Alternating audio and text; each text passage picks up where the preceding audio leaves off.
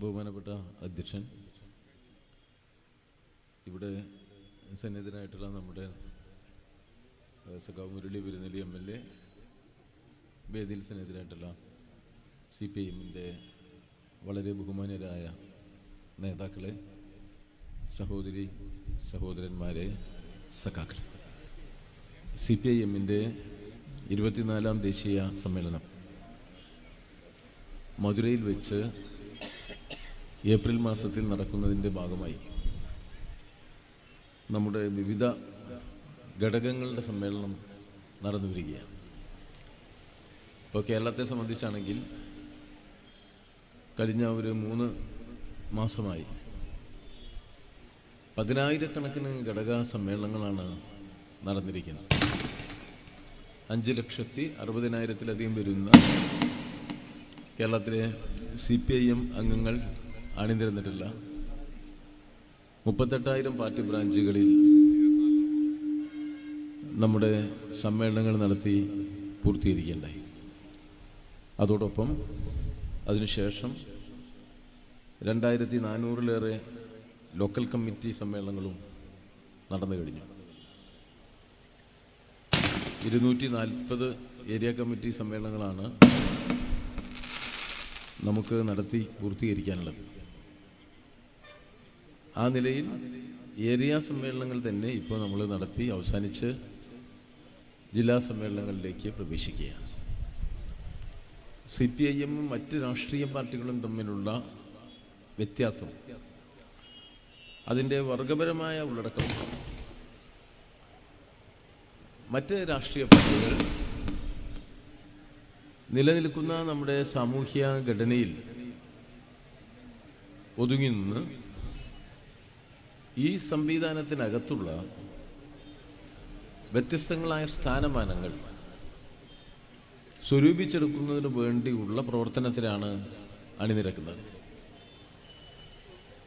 വിവിധ തലത്തിലുള്ള ഗവൺമെൻറ്റുകൾ, നിയമസഭകൾ, പഞ്ചായത്തുകൾ, അങ്ങനെയുള്ള ഭരണ സംവിധാനങ്ങളിൽ പങ്കെടുക്കുക, രാഷ്ട്രീയത്തെ ആ ലക്ഷ്യവുമായി കൂട്ടിയിണക്കുക എന്നുള്ള നിലയിലാണ് കമ്മ്യൂണിസ്റ്റ് ഇതര രാഷ്ട്രീയ പാർട്ടികൾ പ്രവർത്തിക്കുന്നത്. എന്നാൽ കമ്മ്യൂണിസ്റ്റ് പ്രവർത്തിക്കുന്നത് പക്ഷപാതിത്വത്തോടു കൂടിയാണ്. നമ്മളൊരിക്കലും നമ്മുടെ പക്ഷപാതിത്വം മറച്ചു വയ്ക്കാറില്ല. നമ്മുടെ നാട്ടിലെ കൃഷിക്കാരും തൊഴിലാളികളും അടങ്ങുന്ന സാധാരണ ജനവിഭാഗത്തിൻ്റെ താല്പര്യങ്ങളെ പ്രതിനിധീകരിച്ചുകൊണ്ടാണ് പാർട്ടി പ്രവർത്തിക്കുന്നത്. അപ്പോൾ തൊഴിലാളി വർഗ രാഷ്ട്രീയം ഉയർത്തിപ്പിടിച്ചുകൊണ്ട് പ്രവർത്തിക്കുമ്പോൾ കമ്മ്യൂണിസ്റ്റുകാർക്ക് ഈ മറ്റ് രാഷ്ട്രീയ പാർട്ടികളുടെ അജണ്ടയ്ക്കപ്പുറമുള്ള ഒരു ലക്ഷ്യബോധമുണ്ട്.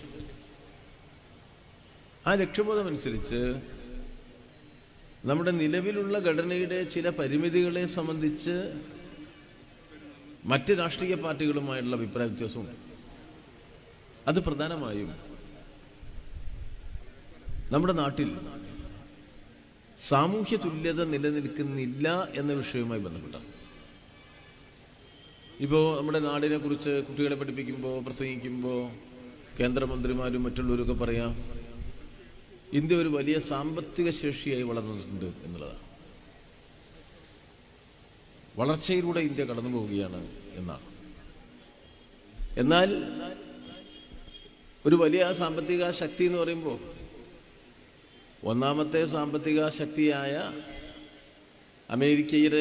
അമേരിക്കയിലെ ഒരു സാധാരണക്കാരനും ഇന്ത്യക്കാരനും തമ്മിലുള്ള വ്യത്യാസം എന്ന് പറഞ്ഞാൽ, അമേരിക്കയിലെ സാധാരണക്കാരന് ഇന്ത്യയിലെ സാധാരണക്കാരനേക്കാൾ 200 ഇരട്ടിയാണ് വരുമാനം. 200 ഇരട്ടി നമ്മളെക്കാൾ വരുമാനമുണ്ട് അവിടുത്തെ ഒരു സാധാരണക്കാരൻ. അല്ലെങ്കിൽ പ്രതിശീർഷ വരുമാനം 200 ഇരട്ടി മുകളിലാണ്. രണ്ടാമത്തെ ആള് ചൈനയാണ്. 1947 ഇന്ത്യക്ക് സ്വാതന്ത്ര്യം കിട്ടി. 1 കൊല്ലം കഴിഞ്ഞിട്ടാണ് ചൈനയ്ക്ക് സ്വാതന്ത്ര്യം കിട്ടിയത്. കഴിഞ്ഞ 77 കൊല്ലം കൊണ്ട് ഇന്ത്യയുടെ സാധാരണക്കാരൻ്റെ ശരാശരി വരുമാനത്തിനുണ്ടായ വർധനവ് 7 ഇരട്ടിയാണ്. 7 ഇരട്ടി സമ്പത്ത് വർദ്ധിച്ചു. എന്നാൽ അതേസമയം ചൈനയിലെ സാധാരണക്കാരൻ്റെ വരുമാന വർധനവ് 40 ഇരട്ടിയാണ്. ആ താരതമ്യ പഠനം നമ്മൾ നടത്തുമ്പോൾ 3-ാം സ്ഥാനത്ത് നമ്മൾ നിൽക്കുന്നു എന്ന് പറയുമ്പോൾ തന്നെ ആ 3-ാം സ്ഥാനം വളരെ പിന്നിലാണ്. സാധാരണക്കാരൻ്റെ ജീവിതവുമായി ബന്ധപ്പെടുത്തിയാലോ വലിയ സമ്പത്തിന്റെ കേന്ദ്രീകരണമാണ് ഇന്ത്യയിൽ നടന്നിരിക്കുന്നത്. രാജ്യം സാമ്പത്തികമായി വളരുമ്പോൾ ആ സമ്പത്ത് പ്രമാണി വർഗത്തിന്റെ കൈകളിലാണ് ചെന്നു ചേരുന്നത്. ഇപ്പൊ ഇന്ത്യയിൽ സൃഷ്ടിക്കപ്പെടുന്ന സമ്പത്തിന്റെ 25% 5 ആളുടെ കയ്യിലേക്കാണ് പോകുന്നത്. ലോകത്തെവിടെയും ഇത്ര കൂടുതൽ ധനകേന്ദ്രീകരണമില്ല. 5 മുതലാളിമാർ, അംബാനി, അദാനി, ലക്ഷ്മി മിത്തൽ, ബിർള, അങ്ങനെയുള്ള മുതലാളിമാർ, ടാറ്റയുണ്ട്. ഈ 5 മുതലാളിമാർ 100 ഉറുപ്പിട്ട 25 ഉറുപ്പ്യ അവരോട് കൊണ്ടുപോയി. 1,40,00,000 ജനങ്ങളുള്ള ഒരു രാജ്യമാണിത്. ഈ 1,40,00,000 ജനങ്ങൾ മാത്രമുള്ള ഒരു രാജ്യത്തിന്റെ സൃഷ്ടിക്കപ്പെടുന്ന സമ്പത്തിന്റെ 4/1 5 മുതലാളിമാരുടെ കൈകളിലെത്തുന്ന വിദ്യ എന്താണ്? നമ്മൾ എടുക്കുന്നേക്കാളും, നമ്മൾ നടക്കുന്നേക്കാളും വേഗത്തിൽ ഈ മുതലാളിമാർ നടക്കുമോ? നമ്മൾ എടുക്കുന്നതിനേക്കാൾ ഒരു കൂടുതൽ ജോലി ഇവർ ചെയ്യുമോ? അവരൊരു ദിവസം അധ്വാനിച്ചിട്ട് കൂലി ഒരു 2,000 ഉറുപ്പിയാണെങ്കിൽ ജീവിതകാലം മുഴുവൻ അധ്വാനിച്ചാൽ ഇങ്ങനെ വരുമാനം ഉണ്ടാവുമോ? എന്താ സംഭവിച്ചിരിക്കുന്നത്? രാജ്യത്ത് നടപ്പിലാക്കുന്ന സാമ്പത്തിക നയത്തിന്റെ ഗുണഭോക്താവ് ആര് എന്ന് തിരിച്ചറിയുക രൂപീകൃതമാവുന്ന സൃഷ്ടിപരമായി ഉണ്ടാവുന്ന സമ്പത്തിന്റെ വിനിമയവും വിതരണവുമായി ബന്ധപ്പെട്ടാണ്. മുതലാളിമാർക്ക് കൊള്ളലാഭം എടുക്കാൻ സഹായകരമായ തരത്തിലുള്ള നയസമീപനങ്ങളുടെ നടത്തിപ്പാണ് ഇവിടെ നടക്കുന്നത്. അതുകൊണ്ട് വലിയ മുതലാളിമാർ, ശതകോടീശ്വരന്മാർ എന്നറിയപ്പെടുന്ന വലിയ മുതലാളിമാരുടെ എണ്ണത്തിൽ ഈ മോഡി ഭരണത്തിൽ ഏതാണ്ട് 100% വർധനവുണ്ടായി. അപ്പൊ ശതകോടീശ്വരന്മാരുടെ എണ്ണത്തിൽ വർധനവ്, വലിയ കോടീശ്വരന്മാർ, അതിനേക്കാളും വലിയ കോടീശ്വരന്മാർക്ക് പണം കൈവശപ്പെടുത്തുന്നതിൽ വലിയ വർധനവ് ഇന്ത്യയിലുണ്ടായിരിക്കുകയാണ്. ഉള്ളവനും ഇല്ലാത്തവനും തമ്മിലുള്ള അകലം വലിയ തോതിൽ വർദ്ധിച്ചിട്ടുണ്ട്. വേറൊരു ഭാഗത്ത് എങ്ങനെ ഇവർക്ക് ഈ ലാഭം ഉണ്ടായി? ഇവരുടെ അധ്വാനം കൊണ്ടല്ല. രാജ്യത്തെ കേന്ദ്രഭരണം എന്നത് ഈ പ്രമാണിവർഗത്തിന് രാജ്യത്തെ കൊള്ളയടിക്കാൻ എല്ലാ വാതിലും തുറന്നിട്ട് കൊടുത്ത ഒരു ഭരണമാണ്. ഇന്ത്യ ചരിത്രത്തിൽ ഇത്രയും വലിയ തീവെട്ടിക്കൊള്ള ഇതിനു മുമ്പ് നടന്നിട്ടില്ല. കഴിഞ്ഞ 5 വർഷം കൊണ്ട് 32% ലാഭം മോഡി ഭരണത്തിലെ മുതലാളിമാരുണ്ടാക്കി. ശരാശരി 10% മുകളിൽ ലാഭം ഉണ്ടാക്കുകയാണ് ഇന്ത്യയിലെ മുതലാളി. ഈ 30% മേലെ ലാഭം ഒരു നിശ്ചിതമായ കാലത്തുണ്ടാക്കിയ മുതലാളി അതിനനുസരിച്ചുള്ള നികുതി കൊടുത്തോ? ഈ മുതലാളിമാർക്കുള്ള നികുതി വർദ്ധിപ്പിച്ചോ? രാജ്യത്തിന് സാമ്പത്തികമായ ബുദ്ധിമുട്ടുണ്ടാവുമ്പോൾ കൂടുതൽ ലാഭം ഉണ്ടാക്കിയ മുതലാളിയേക്ക് നികുതി ചുമത്തണ്ടേ? ആ നിലയിലുള്ള നികുതി സമ്പ്രദായം ഇന്ത്യയിലുണ്ടോ? ഇല്ല. സാധാരണ ജനങ്ങളിൽ നിന്ന് നേരിട്ട് പിരിക്കുന്ന നികുതി വർദ്ധിപ്പിക്കുകയും കോർപ്പറേറ്റ് മുതലാളിമാരിൽ നിന്ന് പിരിക്കുന്ന നികുതി കുറച്ചു കൊടുക്കുകയും ചെയ്തു. അപ്പൊ പിന്നെ അവർക്ക് ലാഭമായിരിക്കും. അതുമാത്രമല്ല, നമ്മുടെ രാജ്യത്തിലെ സർക്കാരിന്റെ പണം ചിലവഴിച്ച്, സർക്കാരിന്റെ പണം എന്ന് പറഞ്ഞാൽ നമുക്കെല്ലാം അവകാശപ്പെട്ട പണം, അത് ചിലവഴിച്ച് നിർമ്മിച്ച പൊതുമേഖലാ സംവിധാനങ്ങളെ ഈ മുതലാളിമാർക്ക് സൗജന്യമായി വിട്ടുകൊടുത്തു. അതിന്റെ ഭാഗമായിട്ട് എന്താ സംഭവിച്ചത്? ചെറിയ ഒരു അങ്ങാടിയിലെ ഒരു വലിയ കെട്ടിടം അതല്ല, അല്ലെങ്കിൽ ഒരു മഹാനഗരത്തിലെ വലിയ ഷോപ്പിംഗ് മോൾ അതുമല്ല, തുറമുഖങ്ങളാണ്. ഒരു തുറമുഖം എന്ന് പറഞ്ഞാൽ 10,000, 20,000, 25,000 കോടി നിക്ഷേപിച്ചിട്ടാണ്. ചിലതിന്റെ നിക്ഷേപം 1,00,000-ലേറെ കോടി രൂപയായിരിക്കും. ഒരു വിമാനത്താവളം വലുത് എന്ന് പറഞ്ഞാൽ ഡൽഹിയിലെ അല്ലെങ്കിൽ ബോംബെയിലൊക്കെ വിമാനത്താവളത്തിന് നിക്ഷേപം ഒരു 50,000 60,000 കോടി രൂപയായിരിക്കും. അപ്പൊ അനേക ലക്ഷം കോടി രൂപ നിക്ഷേപിച്ച് നമ്മൾ ഉണ്ടാക്കിയിട്ടുള്ള തുറമുഖങ്ങളുടെ 33% 1/3 ഒരു മുതലാളി അദാനിക്ക് നമ്മുടെ കേന്ദ്ര ഭരണം സൗജന്യമായി കൊടുത്തിരിക്കുന്നു. ഒരു മുതലാളിക്ക 33% തുറമുഖം ലോകത്തെവിടെയില്ല. 23% വിമാനത്താവളങ്ങളുടെ 4/1 അതേ മുതലാളിക്ക. ഇന്ത്യയിൽ ഉൽപ്പാദിപ്പിക്കുന്ന സിമന്റിന്റെ 5/1 അതേ മുതലാളിക്ക. ഭാവിയിൽ ഇന്ത്യയിലെ വൈദ്യുതി നിർമ്മാണത്തിന്റെയും വിതരണത്തിന്റെയും ലാഭം കിട്ടുന്ന മേഖലയിലെ കച്ചവടത്തിന്റെയും ഒക്കെ ഏറിയ പങ്കും ആ മുതലാളിക്ക. ആസ്ട്രേലിയയിൽ നിന്ന് ആ മുതലാളി പോയി കൽക്കരി ഇറക്കാൻ തുടങ്ങി. അദാനി മുതലാളി കൽക്കരി ഇറക്കാൻ തുടങ്ങിയപ്പോ ആ കൽക്കരിക്ക് കൂടുതൽ വില ഈടാക്കാൻ സഹായകരമായ രൂപത്തിൽ ഇന്ത്യയിലെ കൽക്കരി വില നിർണയത്തിൽ വ്യത്യാസം വരുത്തി.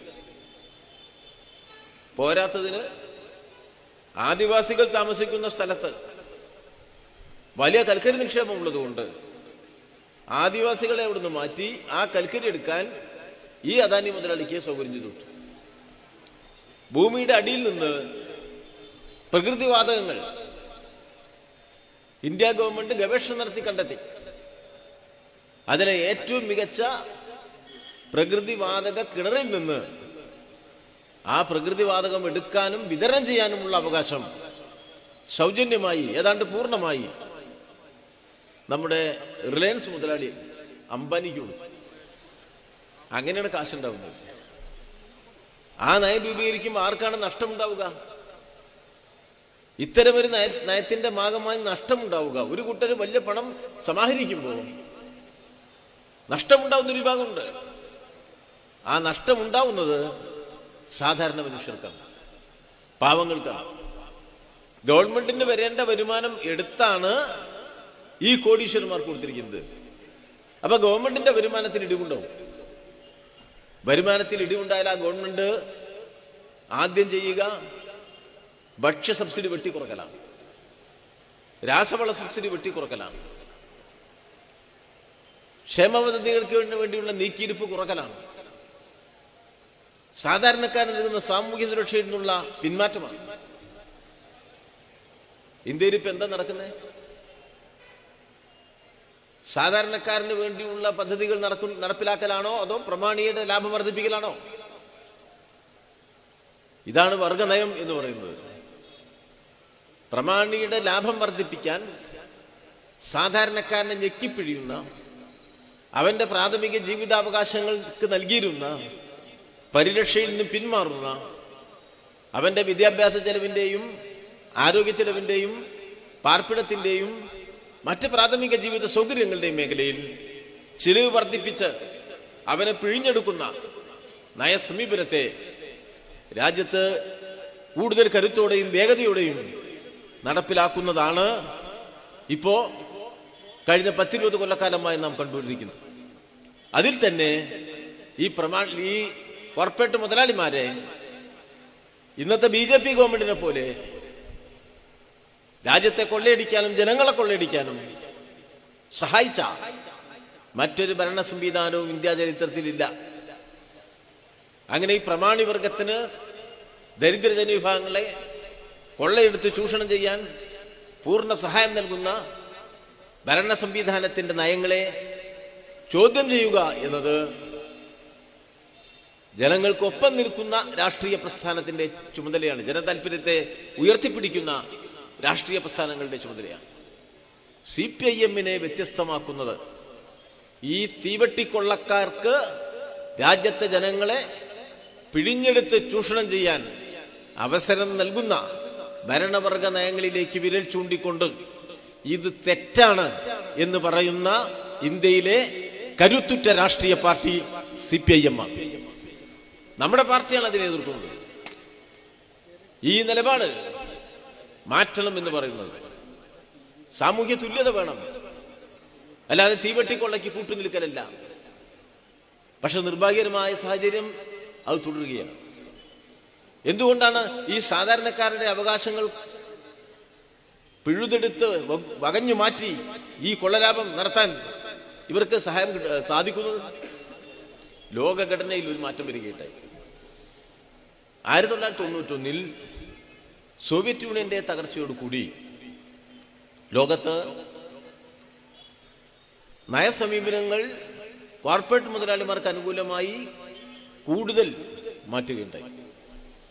അതോടുകൂടി അന്താരാഷ്ട്ര തലത്തിൽ രൂപം കൊണ്ട കരാറുകളെല്ലാം വലിയ സമ്പന്ന രാജ്യങ്ങളിലെ മുതലാളിമാർക്ക് അനുകൂലമാണ്. നമ്മളെ നാടും ഇന്ന് ലോകത്ത് ജനങ്ങളെ കൊള്ളയടിക്കുന്ന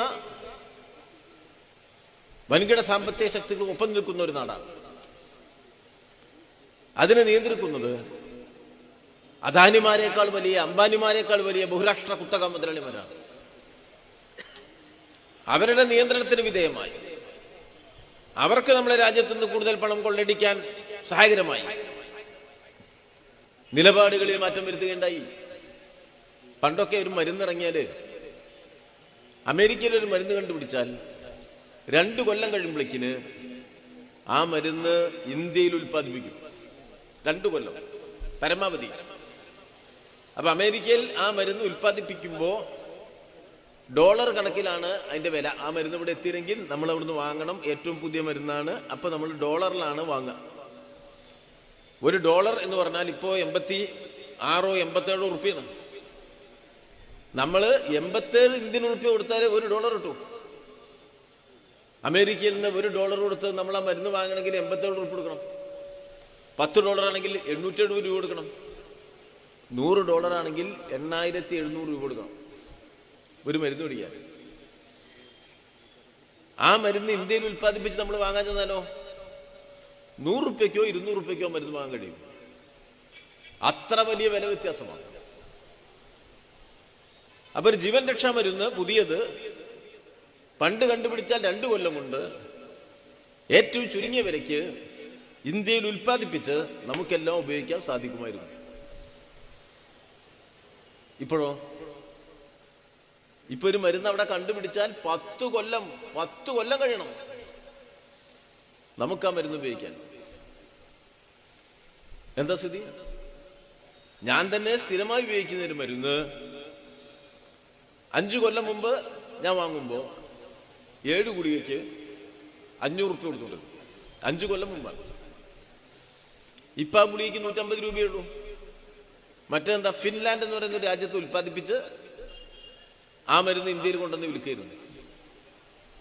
ഫിൻലാൻഡിൽ അമേരിക്കയുടെ അത്ര വിലയില്ല, ഡോളറിന്റെ അത്ര മൂല്യമുള്ള നാണയമല്ല. അതുകൊണ്ടാണ് ഇപ്പൊ നമ്മൾ 150 റുപ്യക്ക് വാങ്ങുന്ന മരുന്ന് 5 കൊല്ലം മുമ്പാണ് 500 റുപ്യക്ക് വാങ്ങേണ്ടി വന്നത്. ഇപ്പൊ നമുക്ക് ഏറ്റവും മികച്ച മരുന്ന് കിട്ടണമെങ്കിൽ നമ്മളതിന് 25,000 30,000 രൂപ കൊടുക്കേണ്ടി വരും.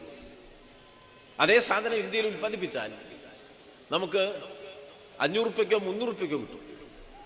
ലോകത്തെ ഏറ്റവും കുറഞ്ഞ വിലയ്ക്ക് മരുന്ന് ഉൽപ്പാദിപ്പിച്ച് 3 ലോക രാജ്യങ്ങളിലേക്കാകെ, ആഫ്രിക്കയിലും പിന്നോക്ക രാജ്യങ്ങളിലുമുള്ള ജനതയ്ക്കാകെ മരുന്ന് ഉൽപ്പാദിപ്പിച്ചിരുന്ന രാജ്യമാണ് ഇന്ത്യ. എന്തായാലും അന്താരാഷ്ട്ര കരാർ വന്നു സോവിയറ്റ് യൂണിയൻ തകർന്നതിന് ശേഷം. ജീവൻ രക്ഷാ മരുന്നുകൾ നമ്മൾ എത്രയോ ഇരട്ടി വില കൊടുത്ത് വാങ്ങേണ്ടി വരികയാണ്. അല്ലെങ്കിൽ ആ മരുന്ന് നമ്മുടെ നാട്ടിൽ എത്താൻ 10 കൊല്ലം കഴിയുകയാണ്. ഏറ്റവും മികച്ചൊരു മരുന്ന് ഇപ്പോൾ ഉണ്ട് ഒരു രോഗത്തിന്. ആ മരുന്ന് ഉപയോഗിച്ചാൽ വേഗത്തിൽ രക്ഷപ്പെടും. പക്ഷെ നിങ്ങൾക്കത് വേഗത്തിൽ പോയി വാങ്ങി ഉപയോഗിക്കാൻ കഴിയില്ല. വലിയ മുതലാളിമാർ. ഒറ്റ ഉദാഹരണം പറഞ്ഞാൽ, കഴിഞ്ഞ വർഷം മാത്രം അമേരിക്കയിലെ ലിലി എന്ന് പറയുന്ന ഒരു മരുന്ന് നിർമ്മാണ കമ്പനി ഉൽപ്പാദിപ്പിച്ച മരുന്ന് വിറ്റത് $900 ബില്യൺ. $900 ബില്യൺ അതിന്റെ മുന്നിൽ ഒരുപാട് പൂജയിടണം. അനേക ലക്ഷം കോടി റുപ്യയ്ക്ക് മരുന്ന് വിൽക്കാൻ ആ കമ്പനിക്ക് സാധിച്ചത് ഇന്നത്തെ ലോകഘടനയിൽ, പാറ്റന്റ് നിയമങ്ങളിൽ ബഹുരാഷ്ട്ര കുത്തകയ്ക്കുള്ള മേൽക്കൈ ഉറപ്പാക്കിയതുകൊണ്ടാണ്. ആ മരുന്ന് അമേരിക്ക ഒഴികെ, ആ കമ്പനി ഒഴികെ മറ്റാർക്കും പുറത്ത് നിർമ്മിക്കാൻ കഴിയാത്തത് കൊണ്ടാണ്. ഇന്ത്യയിലെ മരുന്ന് നിർമ്മാണ കമ്പനിക്കൊക്കെ കഴിയുന്നതിന്. എത്ര വലിയ നഷ്ടമാണ് നാം സഹിക്കുന്നത്, എത്ര വലിയ മനുഷ്യാവകാശ ലംഘനമാണ് നടക്കുന്നത്. ആ മരുന്ന് ലോകത്തുണ്ട്, ഉൽപ്പാദിപ്പിക്കാൻ കഴിയുന്ന കമ്പനി നമ്മുടെ നാട്ടിലുണ്ട്. നമ്മുടെ നാട്ടിൽ ആ കമ്പനി ഉൽപ്പാദിപ്പിച്ച് രോഗിക്ക് അത് കൊടുക്കാൻ നിലവിലുള്ള അന്താരാഷ്ട്ര നിയമങ്ങളിൽ ഇന്ത്യ കയ്യൊപ്പിട്ടതുകൊണ്ട് സാധിച്ചില്ല.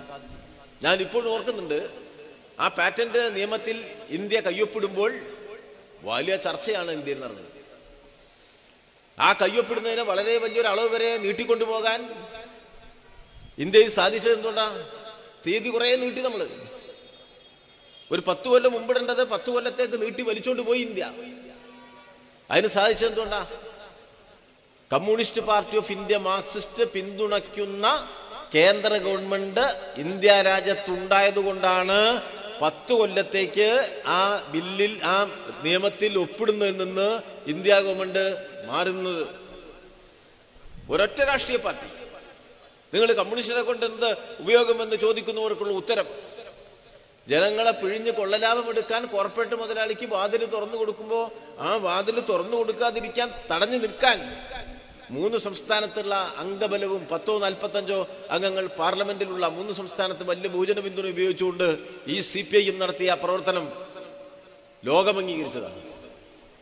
ലോകത്താകെയുള്ള ജനങ്ങൾക്ക് വേണ്ടി ചിന്തിക്കുന്ന ഒരുപാട് പ്രസ്ഥാനങ്ങളും സംഘടനകളും ആ സമയത്ത് വളരെ സജീവമായി നമ്മളെ പാർട്ടിയുമായി ആശയവിനിമയം നടത്തി. കാരണം ഇന്ത്യയിലെ മരുന്ന് നിർമ്മാണ കമ്പനികൾക്ക് മരുന്ന് നിർമ്മിക്കാനുള്ള അവകാശത്തിന്റെ മേലെ വിലങ്ങ് വീഴുമ്പോൾ ലോകത്തിലെ പാവപ്പെട്ട മനുഷ്യന്റെ ജീവിതത്തെ, ആയുസ്സിനെ അത് തകർക്കുകയാണ്. ആലോചിച്ചു നോക്കൂ, എത്ര തെറ്റായ സമീപനമാണ് നമ്മുടെ അധികാരത്തിലിരിക്കുന്നവർ ചെയ്തു വെച്ചിരിക്കുന്നത്. ഇറക്കുമതി തീരുവ ചെലവ് ഓരോ ദിവസവും കൂടുകയല്ലേ. ഇന്നലെ പാർലമെന്റിൽ വെച്ച കണക്ക് നോക്കൂ. ഇന്ത്യ ചരിത്രത്തിൽ ഏറ്റവും കൂടുതൽ ഇറക്കുമതി നടന്ന മാസമാണ് ഈ കഴിഞ്ഞ ഒക്ടോബർ നവംബർ മാസങ്ങൾ. ഇന്ത്യ ചരിത്രത്തിൽ വിവിധ വിഭവങ്ങൾ നാം വാങ്ങിയത് ഏറ്റവും കൂടുതൽ വില കൊടുത്താണ്. ഏറ്റവും കൂടുതൽ വില കൊടുത്ത് നിങ്ങൾ സാധനങ്ങൾ വാങ്ങുമ്പോൾ സമ്പദ്ഘടനയെ അത് ബാധിക്കും. നമ്മുടെ രാജ്യത്തിന്റെ സമ്പദ്ഘടനയിലേക്ക് നിങ്ങൾ നോക്കിയപ്പോൾ കാണാൻ കഴിയും, കഴിഞ്ഞ ദശാബ്ദത്തിൽ വേഗത്തിൽ വളരുന്ന സമ്പദ്ഘടന എന്ന് വിശേഷിപ്പിച്ച് ഞങ്ങളുടെ GDP വളർച്ച 8.2% എന്ന് ഇന്ത്യ ഊറ്റം കൊണ്ടിരുന്നു ഈ നരേന്ദ്രമോദി. GDP വളർച്ച ഉണ്ടായതുകൊണ്ട് സാധാരണക്കാരന് വളർച്ചയൊന്നും ഉണ്ടാവില്ല. ആ വളർച്ചയുടെ സിംഹഭാഗവും ഞാൻ ആദ്യം പറഞ്ഞതുപോലെ മുതലാളിക്കാം. എന്നാലും ഒരു കണക്കെങ്കിലും പറയാം. ഇന്ത്യ പോലെയുള്ള ഒരു വികസിത രാജ്യത്തിന് മികച്ച സാമ്പത്തിക വളർച്ച ഉണ്ടാവണമെങ്കിൽ 12% GDP വളർച്ച വേണം. 12%. അമേരിക്കയ്ക്ക് അത് വേണ്ട. അമേരിക്കയ്ക്ക് 2% ഉണ്ടായാൽ മതി. അത്രയും വലിയ സമ്പദ്ഘടനയാണ്. അവിടെ 2% എന്ന് പറഞ്ഞാൽ നമ്മുടെ 12-നേക്കാൾ എത്രയോ ഇരട്ടിയാണ്. അത് 1 ലക്ഷം രൂപ വരുമാനമുള്ളവന് 12% എന്ന് പറയുമ്പോൾ 12,000 റുപ്യാണ്. 100 റുപ്യ വരുമാനമുള്ളവന് 12% എന്ന് പറയുമ്പോൾ വെറും 12 റുപ്യാണ്. ആ വ്യത്യാസമാണ്. അത്ര വലിയ സമ്പദ്ഘടനയിൽ വലിയ 2% വലിയ ലാഭമാണ് അവർക്ക്, വലിയ മുന്നേറ്റമാണ്.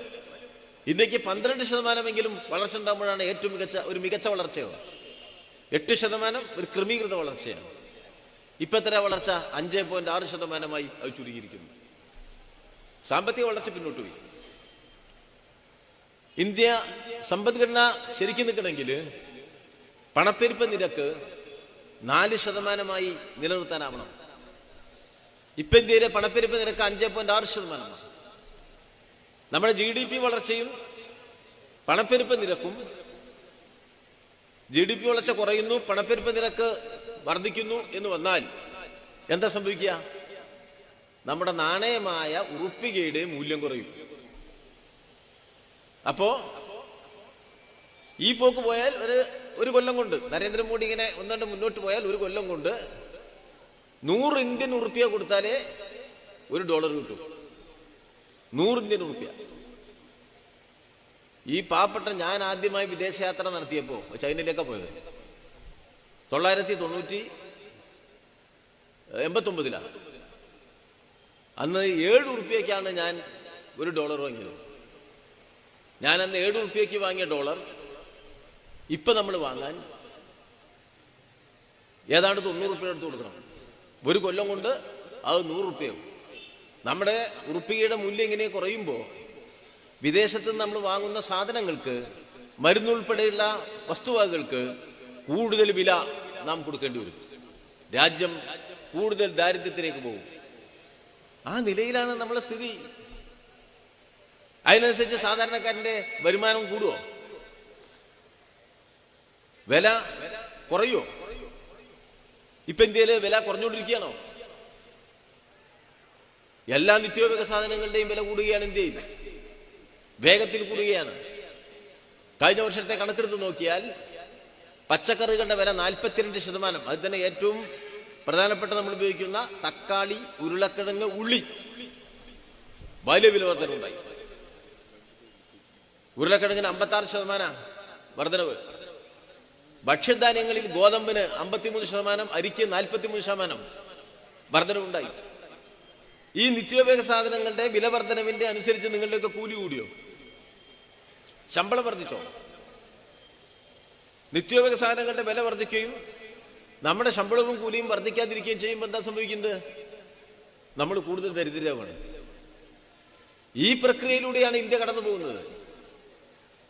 ഇന്ത്യ ചരിത്രത്തിൽ ഏറ്റവും വലിയ ജനവിരുദ്ധ നയങ്ങൾ നടപ്പിലാക്കാൻ, മുതലാളിക്ക് ഏറ്റവും കൂടുതൽ കൊള്ളയടിക്കാൻ എന്തുകൊണ്ട് സാധിക്കുന്നു?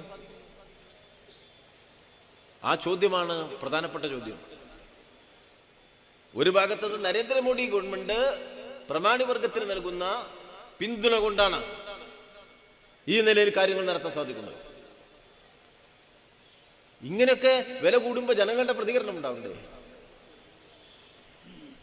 ഈ വിലക്കയറ്റത്തിന്റെയും സാമ്പത്തിക പ്രയാസത്തിന്റെയും ഭാഗമായി ഏറ്റവും കൂടുതൽ തൊഴിലില്ലായ്മ ഇന്ത്യയിൽ അനുഭവിക്കില്ലേ? എല്ലാറ്റിനും നമ്മൾ കൂടുതൽ വില കൊടുക്കല്ലേ? നിങ്ങൾക്ക് സൗജന്യമായ ചികിത്സ കിട്ടുമോ? സ്വകാര്യ ആശുപത്രിയിൽ പോണ്ടേ?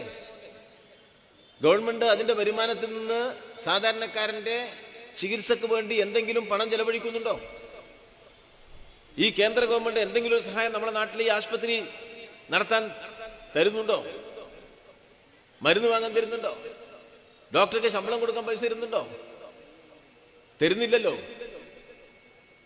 സ്വാഭാവികമായിട്ടും നമ്മൾ സ്വകാര്യ ആശുപത്രി പോണ്ടേ? എത്രയോ ഇരട്ടി ചെലവല്ലേ? പണ്ട് നന്നായി പഠിച്ചാൽ ഡോക്ടറാവാം, എഞ്ചിനീയർ ആവാം, പഠിച്ചു മുന്നോട്ട് പോവാം. ഇപ്പൊ നന്നായി കാശ് കൊടുത്താലേ നമുക്കത് കിട്ടൂ. പഠിക്കുന്ന കുട്ടിക്കല്ല മികച്ച ജോലി, പഠിക്കുന്ന കുട്ടിയല്ല ഡോക്ടറാവുന്നത്, പഠിക്കുന്ന കുട്ടിയല്ല സാങ്കേതിക രംഗത്ത് മികവ് കാണിക്കുന്ന സ്ഥാപനങ്ങളിലേക്ക് പോകുന്നത്. പണത്തിന്റെ അളവിലാണ് ഇതെല്ലാം തീരുമാനിക്കപ്പെടുന്നത്. വിജ്ഞാനവും അറിവും ചികിത്സാ സൗകര്യങ്ങളും ജീവിത സൗഭാഗ്യങ്ങളും പണത്തിന്റെ അളവിൽ മാത്രം നിർണയിക്കപ്പെടുന്നിടത്ത് ദരിദ്രനായ മനുഷ്യന് മനുഷ്യനായി ജീവിക്കാനുള്ള അവകാശം നഷ്ടപ്പെടുകയാണ്. ഓരോ ദിവസവും നമ്മളെല്ലാം ചെറുതായി പോവുകയാണ്. കടം വാങ്ങുന്ന ഒരാൾക്കൂട്ടമാണ് നമ്മൾ. എല്ലാവരും കടം വാങ്ങി ജീവിക്കുകയാണ്. ഒരു കാറിൽ പോകുന്നവനെ കണ്ടിട്ട് നിങ്ങൾ വിചാരിക്കേണ്ട ഇത് ഇവന്റെ കാറാണെന്ന്. അല്ല, ഒരു 2 ലക്ഷം റുപ്യ കൊടുത്തിട്ട് വലിയൊരു അടവ് വിട്ടിട്ട് കാറും വാങ്ങിയാണ് പോവുക. അതുകൊണ്ട് കല്യാണം കഴിക്കാൻ ഒരാൾ വരുമ്പോൾ എപ്പോഴും ചോദിച്ചോളണം, പെൺകുട്ടീനെയാണ് കഴിപ്പിച്ച് അയക്കുന്നെങ്കിൽ, കാറിലാണ് വരൻ വന്നിറങ്ങുന്നതെങ്കിൽ ഈ കാറ് അടവാണോ എന്ന് ചോദിച്ചില്ലെങ്കിൽ നമ്മളെ പെൺകുട്ടീന്റെ കാര്യം പോക്കാണ് എന്ന് മനസ്സിലായിക്കൊള്ളണം. കാരണം ഇവന്റെ കാർ അടവായിരിക്കും. പെൺകുട്ടി വലിയൊരു വീട്ടിലേക്ക് നടന്നു കയറുമ്പോ വീടിന്റെ വലിപ്പം കണ്ടിട്ട് അയ്യോ കൊള്ളാം എന്ന് ചിന്തിക്കണ്ട. അപ്പൊ ആലോചിക്കണം, ഇയാൾ നന്നായിട്ട് കടം വാങ്ങുന്ന ഒരാളാണ് എന്നുള്ളത്. ഏറ്റവും വലിയ കടം വാങ്ങുന്ന ആളാണ് ഇപ്പൊ വലിയ വീടുണ്ടായിക്കൊണ്ടിരിക്കുന്നത്. നല്ല കടം വാങ്ങുന്ന ആളാണ് നല്ല കാറിൽ വരുന്നത്. നല്ല കടം വാങ്ങുന്ന ആളാണ് മോട്ടോർ സൈക്കിളിൽ പോകുന്നത് വരെ. കടം വാങ്ങിയിട്ടുള്ള വാഹന, കടം വാങ്ങിയിട്ടുള്ള വീടാ. കുട്ടിയെ പഠിപ്പിക്കുന്നത് വിദ്യാഭ്യാസ ലോൺ വാങ്ങിയിട്ടാ.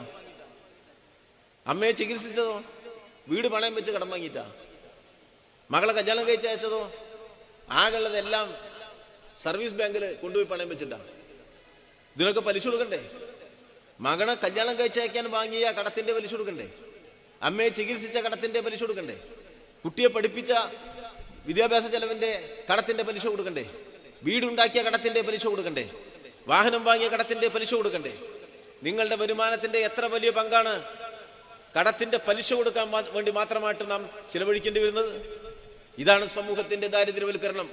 ഈ ദരിദ്രവൽക്കരണത്തിലൂടെ ഉരുകിയില്ലാതാകുന്ന മനുഷ്യ ജീവിതങ്ങളുടെ കണ്ണീരൊപ്പാൻ പ്രവർത്തിക്കുന്ന പാർട്ടിയുടെ പേരാണ് communist party of India Marxist. അതാണ് പ്രധാനം. ഒരു നാടിന്റെ വിനാശം തൊട്ട് കൺമുമ്പിൽ നാം കാണുകയാണ്. ഒരു ജനതയുടെ ഏറ്റവും വലിയ തിരിച്ചടിയും അധോഗതിയും നമുക്ക് ചുറ്റും സംഭവിച്ചുകൊണ്ടിരിക്കുകയാണ്. ജീവിക്കാനുള്ള അവകാശങ്ങൾ നിഷേധിക്കപ്പെട്ട ദരിദ്ര ജനലക്ഷങ്ങളുടെ എണ്ണം ഓരോ ദിവസവും വർദ്ധിക്കുകയാണ്. ജീവിതത്തിൽ തോറ്റുപോകുന്ന മനുഷ്യരുടെ വാർത്തകളാണ് നാം കണ്ടുകൊണ്ടിരിക്കുന്നത്. കടം വാങ്ങിയതുകൊണ്ട് വീട്ടിൽ നിന്ന് പുറത്തിറക്കിയ മനുഷ്യനെ നമ്മൾ ഓരോ ദിവസവും കാണുകയാണ്. മകളുടെ കല്യാണത്തിന് കടം പിടിച്ചത് തിരിച്ചു കൊടുക്കാൻ കഴിയാത്തത് കൊണ്ട് ആത്മഹത്യ ചെയ്യുന്ന മനുഷ്യനെ നാം കാണുകയാണ്. ഗൾഫിൽ നിന്ന് ഭർത്താവ് 2 മാസം താമസിച്ചു, നന്നായിട്ട് ഭക്ഷണമൊക്കെ ഉണ്ടാക്കി, എന്നിട്ട് തിരിച്ചുപോയി പുതിയ വീട്ടിൽ താമസം തുടങ്ങി. 5 കൊല്ലമായിട്ട് അധികം പൈസ ഒന്നും അയച്ചിരുന്നില്ല. ഒരു ദിവസം രാവിലെ ബാങ്കിൽ നിന്നുള്ള ഉദ്യോഗസ്ഥർ വന്ന് ജപ്തിയുടെ കടലാസ് വീട്ടിന്റെ മേലെ ഒട്ടിക്കുമ്പോഴാണ് ആ വീട്ടുകാർ ഇത് കടം വാങ്ങി ആണ് ഈ വീടുണ്ടാക്കിയത് എന്ന് തിരിച്ചറിയുന്നത്. നമ്മുടെ നാട്ടിൽ ഓരോ ദിവസവും സംഭവിക്കുന്നതാണ്. എന്റെ സുഹൃത്തായ ബാങ്ക് ഉദ്യോഗസ്ഥൻ പറഞ്ഞു, ഏറ്റവും സങ്കടകരമായ ഒരവസ്ഥ ഈ ഒട്ടിക്കാൻ പോകുന്നതാണ്. കാരണം ഒട്ടിക്കാൻ ചെല്ലുമ്പോഴാണ് വീട്ടമ്മമാർ പലരും കടം വാങ്ങിയിട്ടുണ്ട് ഭർത്താവ് എന്ന് തിരിച്ചറിയുന്നത്. തകർച്ചയാണിത്. ഈ തകർച്ചയുടെ പുറത്തു നിൽക്കുന്ന വളരെ കുറച്ച് കുടുംബങ്ങളെ നമ്മുടെ നാട്ടിലുള്ളൂ. പക്ഷേ ഈ തകർച്ചയുടെ അളവിന്റെ അനുപാതത്തിലുള്ള പ്രതിരോധം നമ്മുടെ നാട്ടിലുണ്ടാവുന്നുണ്ടോ? ആ അനുപാതത്തിനനുസരിച്ചുള്ള പ്രക്ഷോഭങ്ങൾ ഉണ്ടാവുന്നുണ്ടോ? എന്തിനാണ് ഈ കമ്മ്യൂണിസ്റ്റ് പാർട്ടി പ്രവർത്തിക്കുന്നത്? അതിനു വേണ്ടിയാണ്. ഈ മനുഷ്യന്റെ അജ്ഞത മനുഷ്യനെ വിധേയനാക്കുന്ന ഒരു പ്രക്രിയ നമ്മുടെ നാട്ടിൽ നടന്നുകൊണ്ടിരിക്കുകയാണ്. എങ്ങനെയാണ് പ്രക്രിയ നടത്തിക്കൊണ്ടുപോകുന്നത്?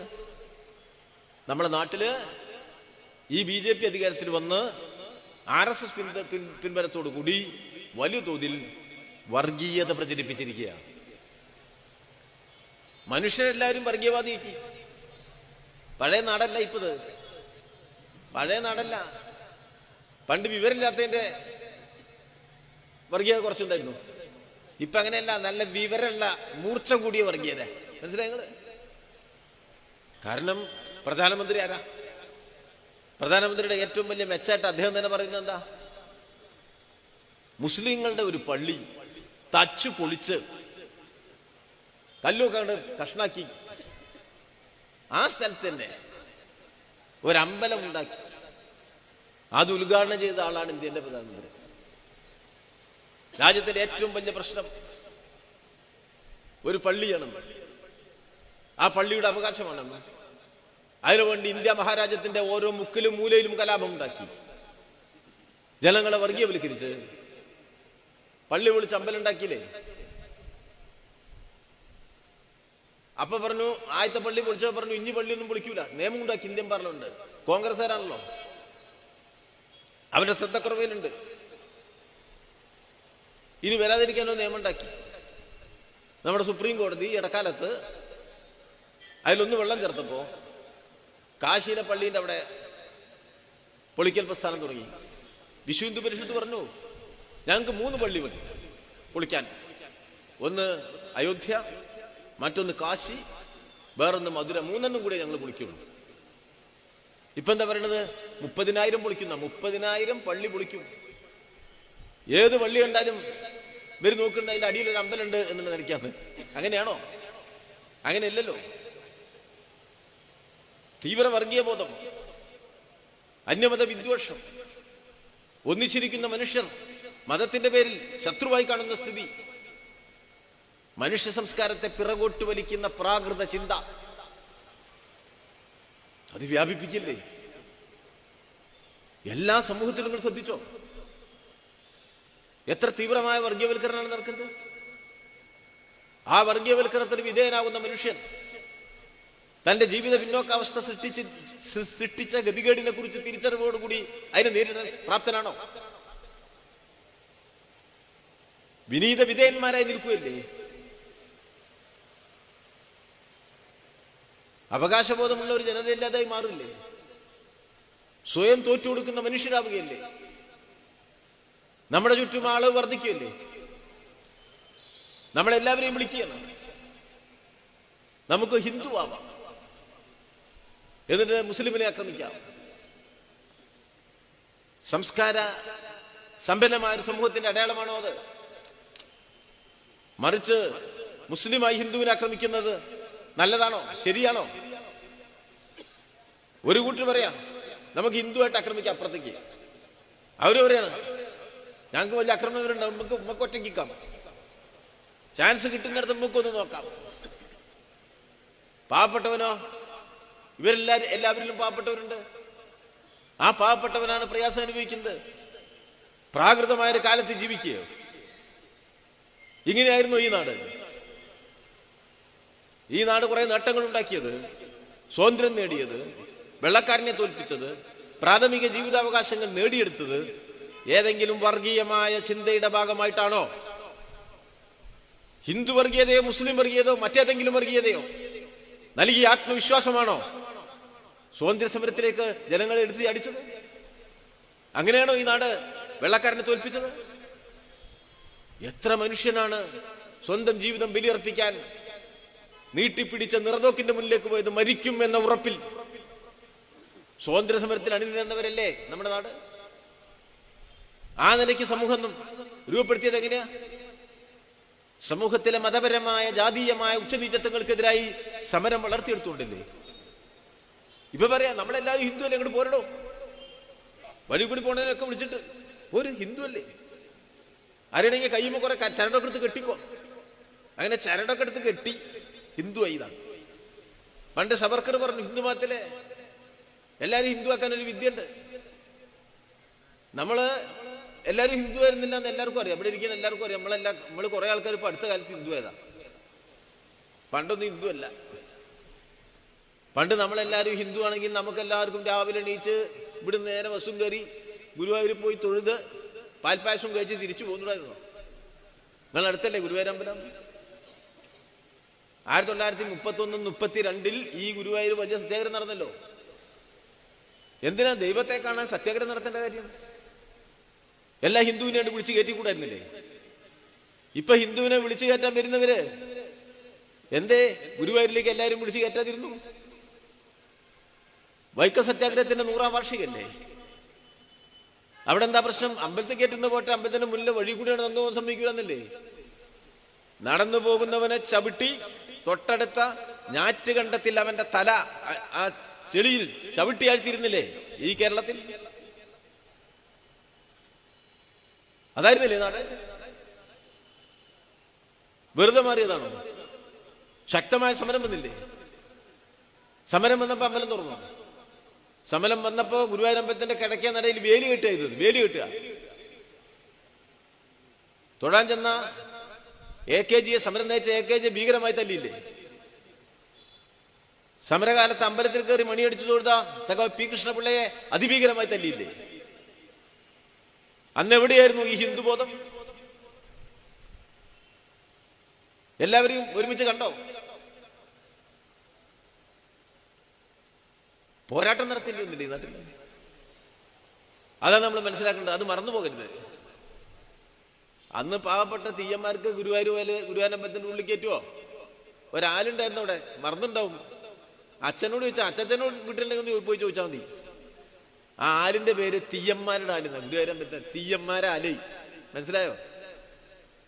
തീയന്മാർക്ക് ഗുരുവായൂരപ്പനല്ല, സ്വർണ്ണ കൊടിമരമല്ല, മറ്റേ മോളിൽ കൂടി പോണ ഫ്ലൈ ഓവറും അല്ല, ഒരാലായിരുന്നു ഉണ്ടായത്. മനസ്സിലായെങ്കിൽ പോരാട്ടത്തിന്റെ സമരവീര്യത്തിന്റെ കരുത്തിൽ അതൊക്കെ ചവിട്ടി പൊളിച്ചാണ് പിന്നോക്കക്കാരൻ ദൈവത്തെ കണ്ടത് എന്ന് മറന്നുപോകരുത്.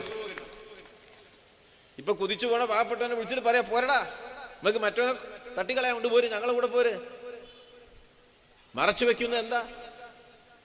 മനുഷ്യകുലത്തിന്റെ പോരാട്ട വീര്യത്തെയാണ്.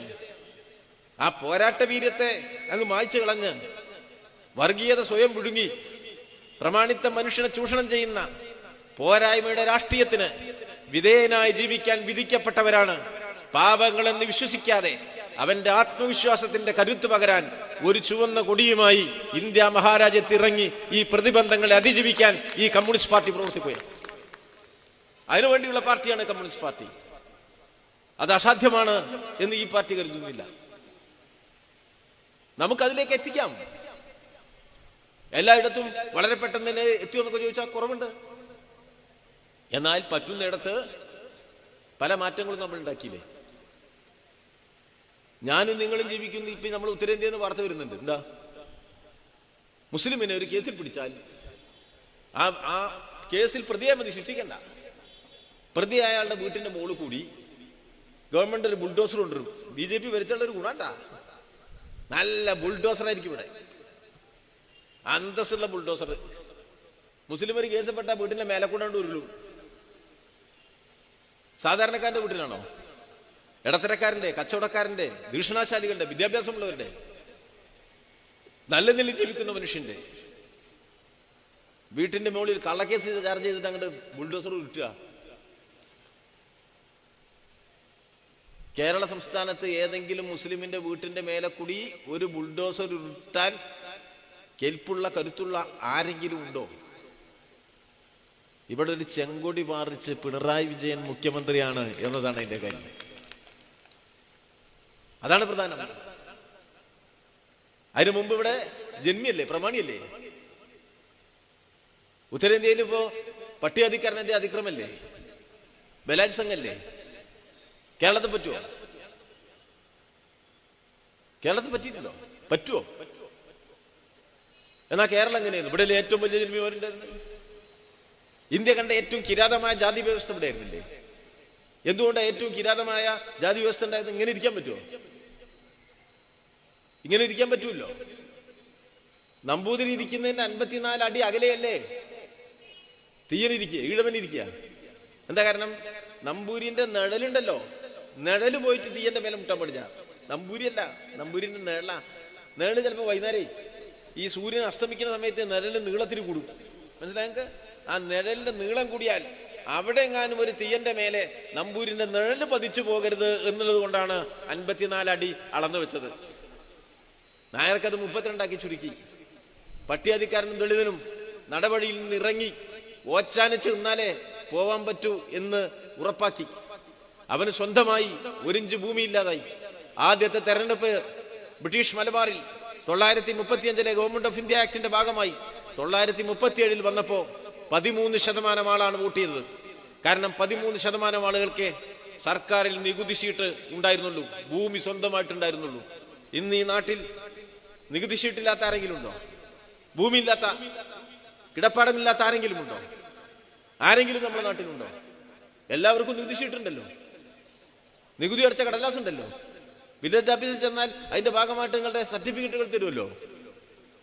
ഇതിവിടെ ഉണ്ടായിരുന്നില്ലല്ലോ. ആരാന്റെ പറമ്പിൽ കുടിൽ വെട്ടിയല്ലേ നമ്മൾ താമസിച്ചത്.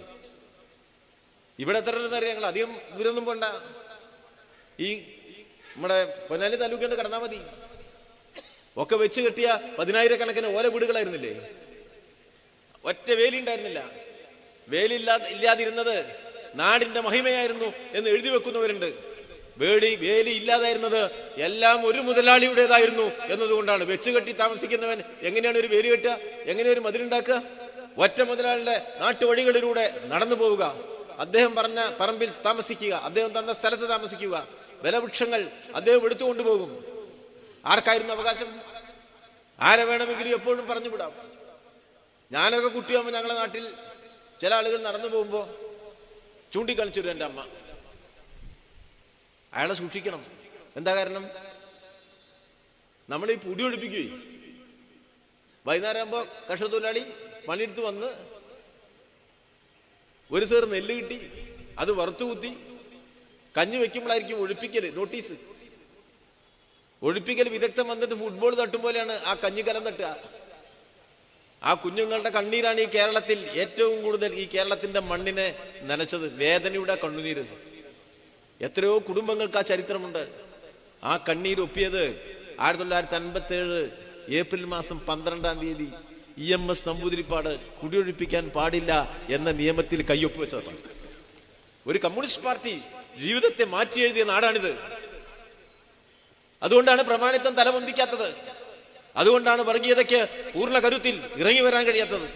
ഇപ്പോഴും ആ പാവപ്പെട്ട മനുഷ്യനെ പ്രതിരോധിക്കാൻ എന്ത് പ്രയാസമുണ്ടെങ്കിലും ഈ കേരളത്തിൽ കമ്മ്യൂണിസ്റ്റുകാരുണ്ട് എന്ന ആത്മാഭിമാന ബോധമുണ്ട് ഈ നാടിന്.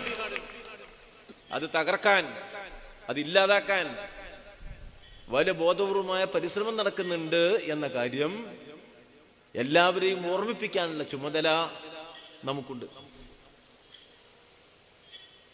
നമ്മൾ കടന്നു വന്ന വഴി, അതിലെ പ്രതിബന്ധങ്ങളും പ്രയാസങ്ങളും. ഒരു നാട് പുരോഗമിക്കണമെങ്കിൽ ഇത്തരം പ്രതിബന്ധങ്ങളോട് പൊരുതണം. ആ പൊരുതാനുള്ള കരുത്തുണ്ടാവണ്ടേ? ഇപ്പൊ സ്വാതന്ത്ര്യ സമരത്തിലേക്ക് ഗാന്ധി വന്നു. ഗാന്ധിയെ ഗോപാലകൃഷ്ണ ഗോഖലെ സൗത്ത് ആഫ്രിക്കയിൽ നിന്ന് കൊണ്ടുവരുമ്പോ അന്ന് തന്നെ അദ്ദേഹം മഹാത്മാവാ. ഇവിടെ വന്ന ഗാന്ധി എന്താ ചെയ്തേ?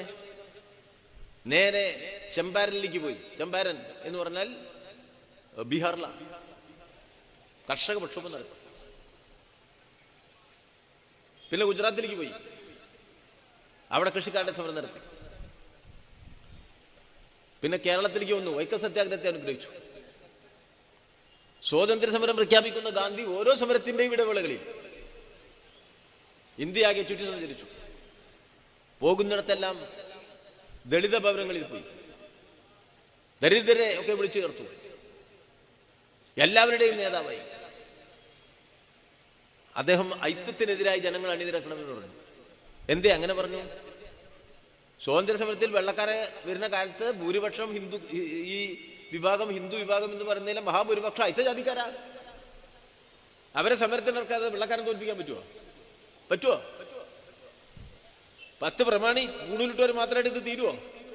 അല്ലെങ്കിൽ ഭൂമിയുള്ള പ്രമാണി ജന്മി മാത്രമായിട്ട് തീരുവോ? വെള്ളക്കാരൻ തോൽപ്പിക്കാൻ പറ്റുമോ? ഈ സാധാരണക്കാരന്റെ മുദ്രാവാക്യം വിളിച്ചില്ലേ? അല്ലാതെ നാട് മാറ്റിയെടുക്കാൻ കഴിയുമോ? അങ്ങനെയാണ് ദേശീയ പ്രസ്ഥാനം ഇത് ഏറ്റെടുത്തത്. അതിലേക്കാണ് അന്നത്തെ ചെറുപ്പക്കാർ EMS-ഉം AKG-യും കൃഷ്ണപ്പള്ളിയും ഒക്കെ വന്നത്. ഒരുപാട് ഉൽപ്പതിഷ്ണുക്കൾ വന്നത്, സാധാരണക്കാരും വന്നു. അപ്പൊ അവർക്കൊരു ബോധമുണ്ടായി. വലിയ പ്രമാണിക്ക് ഗുരുവായൂരപ്പൻ, അവിടെ പോവാം, നല്ല പ്രസാദം, പാൽപ്പായസം, ഉണ്ണിയപ്പം, നെയ്പായസം, എത്ര നല്ല പ്രസാദ. അതേസമയം മുത്തമ്മങ്കാവിക്ക് പോയാൽ ഉണക്ക മത്സ്യം, കള്ള്, പുഴിഞ്ഞ കടല, അതിലൊരു ശർക്കരച്ച്, ഒരു തേങ്ങാപ്പൂള്, അതാണ് പ്രസാദം. പാൽപ്പായസമല്ല, വ്യത്യാസം ഉണ്ടായിരുന്നു. പക്ഷെ പാപങ്ങളൊന്നും തോറ്റിട്ടൊന്നും കേട്ടോ. ദൈവത്തിന് വലിയ അമ്പലത്തിൽ കയറിയില്ല എന്നുള്ളതുകൊണ്ട് ഒരു പാവപ്പെട്ടവനും ദൈവത്തെ തൊഴാതിരുന്നിട്ടില്ല. വീട്ടിൻ്റെ ഉള്ളില് പഠിക്കല് ഉമ്മർത്ത് ഒരു ചെമ്പരത്തിന്റെ ചോട്ടില് ഒരു കല്ലും വെച്ച് നല്ല പേരിട്ടിട്ട് കുട്ടിച്ചാത്തൻ, ഒറ്റമലച്ചി, തെക്കൻ പറങ്ങോടൻ എന്നൊക്കെയുള്ള പേരിട്ട് തൊഴുത് പോരാടിയ ഒരു പൂർവകാല ചരിത്രം കൂടി നമ്മളെ നാടിനുണ്ട് എന്ന് നാം മറന്നു പോകരുത്. അവിടുന്ന് തുടങ്ങിയതാ, മനസ്സിലായോ? അതാണ് ആത്മാഭിമാനം. സവർണൻ അമ്പലത്തിന്റെ വാതിലടച്ചാലും ഞങ്ങൾക്കൊന്നും വരാനില്ല, ഞങ്ങൾ ഞങ്ങളുടെ വീട്ടുപടിക്കൽ ദൈവത്തെ സ്ഥാപിക്കുമെന്ന് പ്രഖ്യാപിച്ച പഴയ തലമുറയുടെ ഉശിരാണ് ഈ നാടിനെ മാറ്റിയെടുത്തത്. അതാ വേണ്ടത്. അല്ല, ഇവന്റെയൊക്കെ ചെലവല്ലേ ഈ നാട്ടില്? ഏറ്റവും പ്രാകൃതനായ ഒരാളാരാ? വർഗീയവതിയില്ലേ? ഒരു വർഗീയതയുടെ കൊടി പിടിച്ചൊരുത്തം പോകുമ്പോ അയാളുടെ ബോധത്തിലേക്ക് ഒന്ന് കയറി നോക്കൂ. ആ വർഗീയ വിദ്വേഷത്തിൽ തന്നെ പോലെയുള്ള മറ്റൊരുതിനെ ആക്രമിക്കാൻ പോകുമ്പോ അവന്റെ ബോധത്തിലേക്ക് നിങ്ങൾ ഒരു മിനിറ്റ് കയറി നോക്കൂ. മനുഷ്യ സംസ്കാരത്തിന്റെ കോടിക്കണക്കിന് വർഷത്തെ ഔന്നത്യമേറിയ ചരിത്രത്തിന്റെ നന്മകളുടെ ഒരു കണിക വാരിയെടുക്കാൻ കഴിയാത്ത ഒരു പ്രാകൃതനാണല്ലോ ആ നിൽക്കുന്നത് എന്ന ബോധത്തിൽ നാം നിൽക്കില്ലേ? ആ ബോധം ഈ നാടിന് ഉണ്ടാക്കി കൊടുക്കണ്ടേ? അതാണ് പ്രധാനം. ആ ബോധം ഉണ്ടാക്കുക മാത്രമല്ല, ഇവന് പ്രമാണിത്വം നൽകുന്ന ആ പ്രമാണിത്വത്തിലൂടെ കോർപ്പറേറ്റ് സമ്പന്ന കൂട്ടായ്മയിലൂടെ ഒരു രാജ്യത്തെ കൊള്ളയടിച്ച് നമ്മളെയെല്ലാം അതിദരിദ്രരാക്കുകയും അടുത്ത തലമുറയ്ക്ക് ഇവിടെ ജീവിക്കാൻ കഴിയാത്ത സാഹചര്യം ഉണ്ടാക്കുകയും ചെയ്യുകയാണ്. നാട് വിട്ടു പോവല്ലേ? എന്നിട്ട് കുറ്റം പിണറായിക്കാ? പ്രസംഗം കോൺഗ്രസ് പ്രസംഗിക്കാൻ കേട്ടു. കുട്ടികളൊക്കെ പോവാണ്. എന്താണ്? പിണറായി ഭരിക്കുകയാണ്. ഏറ്റവും കൂടുതൽ കുട്ടികൾ വിദേശത്തോട് എന്ന് പറഞ്ഞ ഉത്തർപ്രദേശിലാണ്. അവിടെ ആരാ ഭരിക്കുന്നത്? അവിടെ ഭരിക്കുന്ന യോഗി ആദിത്യനാഥ്. ഇന്നലെയും കൂടി പ്രസംഗിച്ച് നിങ്ങൾ കേട്ടില്ലേ? 5600 ആളെ ഇസ്രായേലിന്റെ ജോലിക്ക് അയച്ചു. 5600 ആരെങ്കിലും ഇസ്രായേലിക്ക് ജോലിക്ക് അയക്കൂ? കുട്ടീനെ വിവരലോനെ അയക്കൂ? അവിടെ യുദ്ധാണ്. പുരോഗമന ആശയങ്ങൾക്ക് പ്രയാസമുണ്ടായാൽ, ഒരു തിരിച്ചടി ഉണ്ടായാൽ എന്ത് എന്നതിന്റെ ഏറ്റവും വലിയ തെളിവാണ് അസ്തമിക്കാത്ത യുദ്ധങ്ങൾ, അവസാനിക്കാത്ത യുദ്ധങ്ങൾ. നിങ്ങൾ നോക്കൂ, Libya, Iran, Iraq, Afghanistan, Serbia, Croatia, Gaza, Ukraine. എത്ര പേര് ഞാൻ പറഞ്ഞു? സോവിയറ്റ് യൂണിയൻ തകർന്നതിന് ശേഷം അവിടെയൊക്കെ ബോംബ് ഇങ്ങനെ വീണുകൊണ്ടിരിക്കുക. ഈ മരിച്ചു വീഴുന്ന മനുഷ്യൻ എന്തെങ്കിലും കുറ്റം ചെയ്തിട്ടുണ്ടോ? എന്തെങ്കിലും കുറ്റം ചെയ്തോ? ഒരു കുറ്റവും ചെയ്തില്ല. ജനിക്കുന്ന കുഞ്ഞിന്റെ കയ്യിൽ അമ്മ ഒരു തുണിയെടുത്ത് ബാഡ്ജ് കെട്ടി വെക്കുക. എപ്പോഴാ ബോംബ് വരിക എന്ന് പറയാൻ പറ്റില്ല. കുട്ടീനെ കണ്ട് മതിയായിട്ടില്ല, അതിലിടയ്ക്ക് ബോംബ് വരും. സ്വന്തം കുട്ടിയെ തിരിച്ചറിയാൻ കയ്യില് ബാഡ്ജില് പേരെഴുതി വെച്ചിട്ട് അമ്മ കിടന്നുറങ്ങുകയാണ്. കാരണം ഇസ്രായേലിന്റെ ഈ ബോംബ വരുന്നേ. ആ യുദ്ധങ്ങൾ ആവശ്യമായിരുന്നു. കൃത്യമായ സൂക്ഷ്മ പഠനത്തിൽ ഒരു യുദ്ധവും ആവശ്യമായിരുന്നില്ല. അഫ്ഗാനിസ്ഥാനിൽ യുദ്ധമുണ്ടാവേണ്ട കാര്യമില്ല. അവിടുത്തെ ഭരണകൂടം പറഞ്ഞു, ഞങ്ങള് ഒസാമ ബിൻ ലാഡനെ പിടിച്ചു തരാം, നിങ്ങൾ ഇവിടെ യുദ്ധമൊന്നും ഉണ്ടാക്കണ്ട. യുദ്ധം ചെയ്ത ആളെ കൊന്നിട്ടേ പിടിക്കൂ. സദ്ദാം ഹുസൈൻ പറഞ്ഞു, ഞാൻ പിന്മാറിപ്പോകാം, യുദ്ധമുണ്ടാക്കണ്ട. ഗദ്ദാഫി പറഞ്ഞു, ഞാൻ കീഴടങ്ങാം, യുദ്ധമുണ്ടാക്കണ്ട. അങ്ങനെയാ. ഭരണകർത്താക്കൾ കീഴടങ്ങാത്തത് കൊണ്ടാണോ സാമ്രാജ്യത്തെ യുദ്ധം ഉണ്ടാക്കിയത്? അതോ സാമ്രാജ്യത്വത്തെ നിയന്ത്രിക്കുന്ന മിലിറ്ററി ഇൻഡസ്ട്രിയൽ കോംപ്ലക്സുകൾ ഉൽപ്പാദിപ്പിക്കുന്ന ഓരോ ബോംബും കൂടിയ വിലയ്ക്ക് വിൽക്കാൻ ലോകമാഗോളത്തിലേക്ക് കൊണ്ടുവരുമ്പോ ആ ബോംബിന്റെ പരീക്ഷണശാലയാണ് നിരപരാധികളുടെ ജീവനും അവന്റെ കഷ്ടനഷ്ടങ്ങളും എന്ന് നാം മനസ്സിലാക്കി പോകണം. അതാണ് മുതലാളിത്തം. ഞങ്ങൾ കമ്മ്യൂണിസ്റ്റുകാർ എതിർക്കുന്നത്, മുതലാളിത്തത്തെ എതിർക്കുന്നത്, ഈ മുതലാളിത്ത സാമൂഹ്യ ഘടന ഇവിടെ വേണ്ട എന്ന് പറയുന്നത്, ഇതിനെ മാറ്റാൻ വേണ്ടി പ്രവർത്തിക്കുന്നത് ഇത് കാണുന്നത് കൊണ്ടാണ്.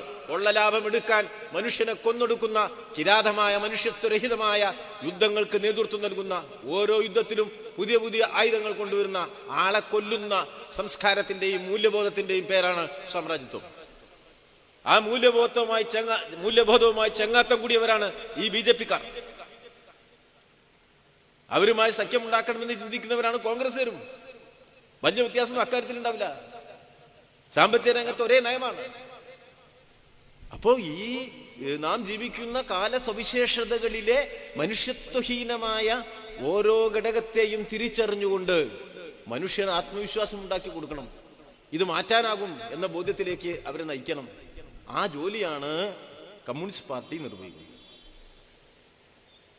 ഞങ്ങൾ കുറച്ചാളേ ഉള്ളൂവെങ്കിലും ആ ജോലി നിർവഹിച്ചുകൊണ്ടേയിരിക്കും. അതിലാരും തെറ്റിദ്ധരിക്കേണ്ട. ഞങ്ങൾക്കുള്ളൊരു ഗുണം എന്താ വെച്ചാല് എതിരാളികൾ കൂടുതലാ. കമ്മ്യൂണിസ്റ്റ് പാർട്ടിക്ക് എതിരാളികൾ കൂടുതലല്ലേ? എല്ലാരും കൂടി എതിർക്കല്ലേ? ഇപ്പൊ കേരളത്തില് ആണല്ലോ. കേരളത്തിന്റെ ഒരു വ്യത്യാസം എന്താ വെച്ചാല്, ഞാനീ പറഞ്ഞ കാര്യങ്ങളെല്ലാം ഏറ്റവും കുറവ് അനുഭവിക്കുന്ന ഇന്ത്യക്കാരാണ് മലയാളി. നമ്മൾ ധാരാളം പുറത്തൊക്കെ പോയിട്ടോ, ഇല്ലാന്ന് ഞാൻ പറയണില്ല. ചെറിയ കുട്ടികളെ കാണിച്ചാൽ പണ്ടത്തെ മാതിരിയല്ല, കുറച്ച് സ്നേഹം നമ്മൾ കൂടുതൽ കൊടുക്കുമല്ലോ. ഇപ്പൊ പഴയ മാതിരിയല്ലല്ലോ. ഇപ്പൊ എൻ്റെ വീട്ടില് എൻ്റെ അമ്മ 8 തവണ പ്രസവിച്ചു. അപ്പൊ അമ്മ ഇങ്ങനെ കൂടുതൽ പ്രസവിച്ചാൽ ആ സ്നേഹം 8 കുട്ടിക്ക് കൊടുക്കണ്ടേ? അത് വേണ്ടേ? പണ്ടൊക്കെ എല്ലാ വീട്ടിലും 5, 6 ഒക്കെ കുട്ടി ഉണ്ടാവും. 10, 12 ഒക്കെ പോട്ടെ, 5, 6, 4, 3 ഒക്കെ സ്ഥിരമാണ്. അപ്പൊ ഒരു കുട്ടി നാട്ടിൽ പാടത്ത് കൊണ്ടിരിക്കാൻ പോകും, നമ്മളെ വീട്ടിലെ പണിയൊക്കെ വെക്കും. വേറൊരുത്തും കോയമ്പത്തൂർക്ക് നാടിട്ടു പോകും, അവിടെ ഏതെങ്കിലും ഹോട്ടലിൽ ജോലി ചെയ്യും. വേറൊരുത്തിനെ കാണാതെയും, പിന്നെ പട്ടാളത്തിൽ ലീവിലുണ്ട് വരും. പിന്നെ വേറെ 2 കുട്ടികൾ സ്കൂളിലേക്ക് കൃത്യമായിട്ട് പോകും. അങ്ങനെ കാണാതാവുന്നവരും നാട് വിടുന്നവരും സ്കൂളിലേക്ക് പോയി ജോലി കിട്ടുന്നവരും പാടത്തുണിക്ക് പോകുന്നവരുമായിട്ട് വയനാട്ടിലേക്ക് കുരുമുളക് കുറിക്കാൻ പോകും. ഇങ്ങനെയൊക്കെ ആയിട്ട് ഇങ്ങനെ കുട്ടികൾ പല പല ജോലിയിലാണ്. ഇപ്പൊ ഒരു കുട്ടിയുള്ളൂ. ഈ എല്ലാ ജോലിയും കൂടി ചെയ്യാനുള്ളൊരു കുട്ടിയെ നമ്മുടെ വീട്ടിലുള്ളൂ.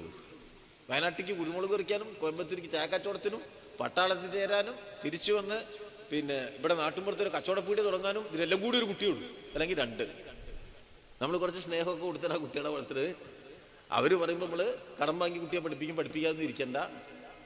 അപ്പൊ ഇപ്പൊ നമ്മുടെ കുട്ടികൾ പലരും പറയും, ഞങ്ങൾക്ക് പോകുന്നു ലണ്ടനിൽ പോകണം. ഞാൻ ഓരോ ദിവസം കാണുമ്പോൾ ആൾക്കാരോട് ചോദിക്കും, എന്താ സ്ഥിതി?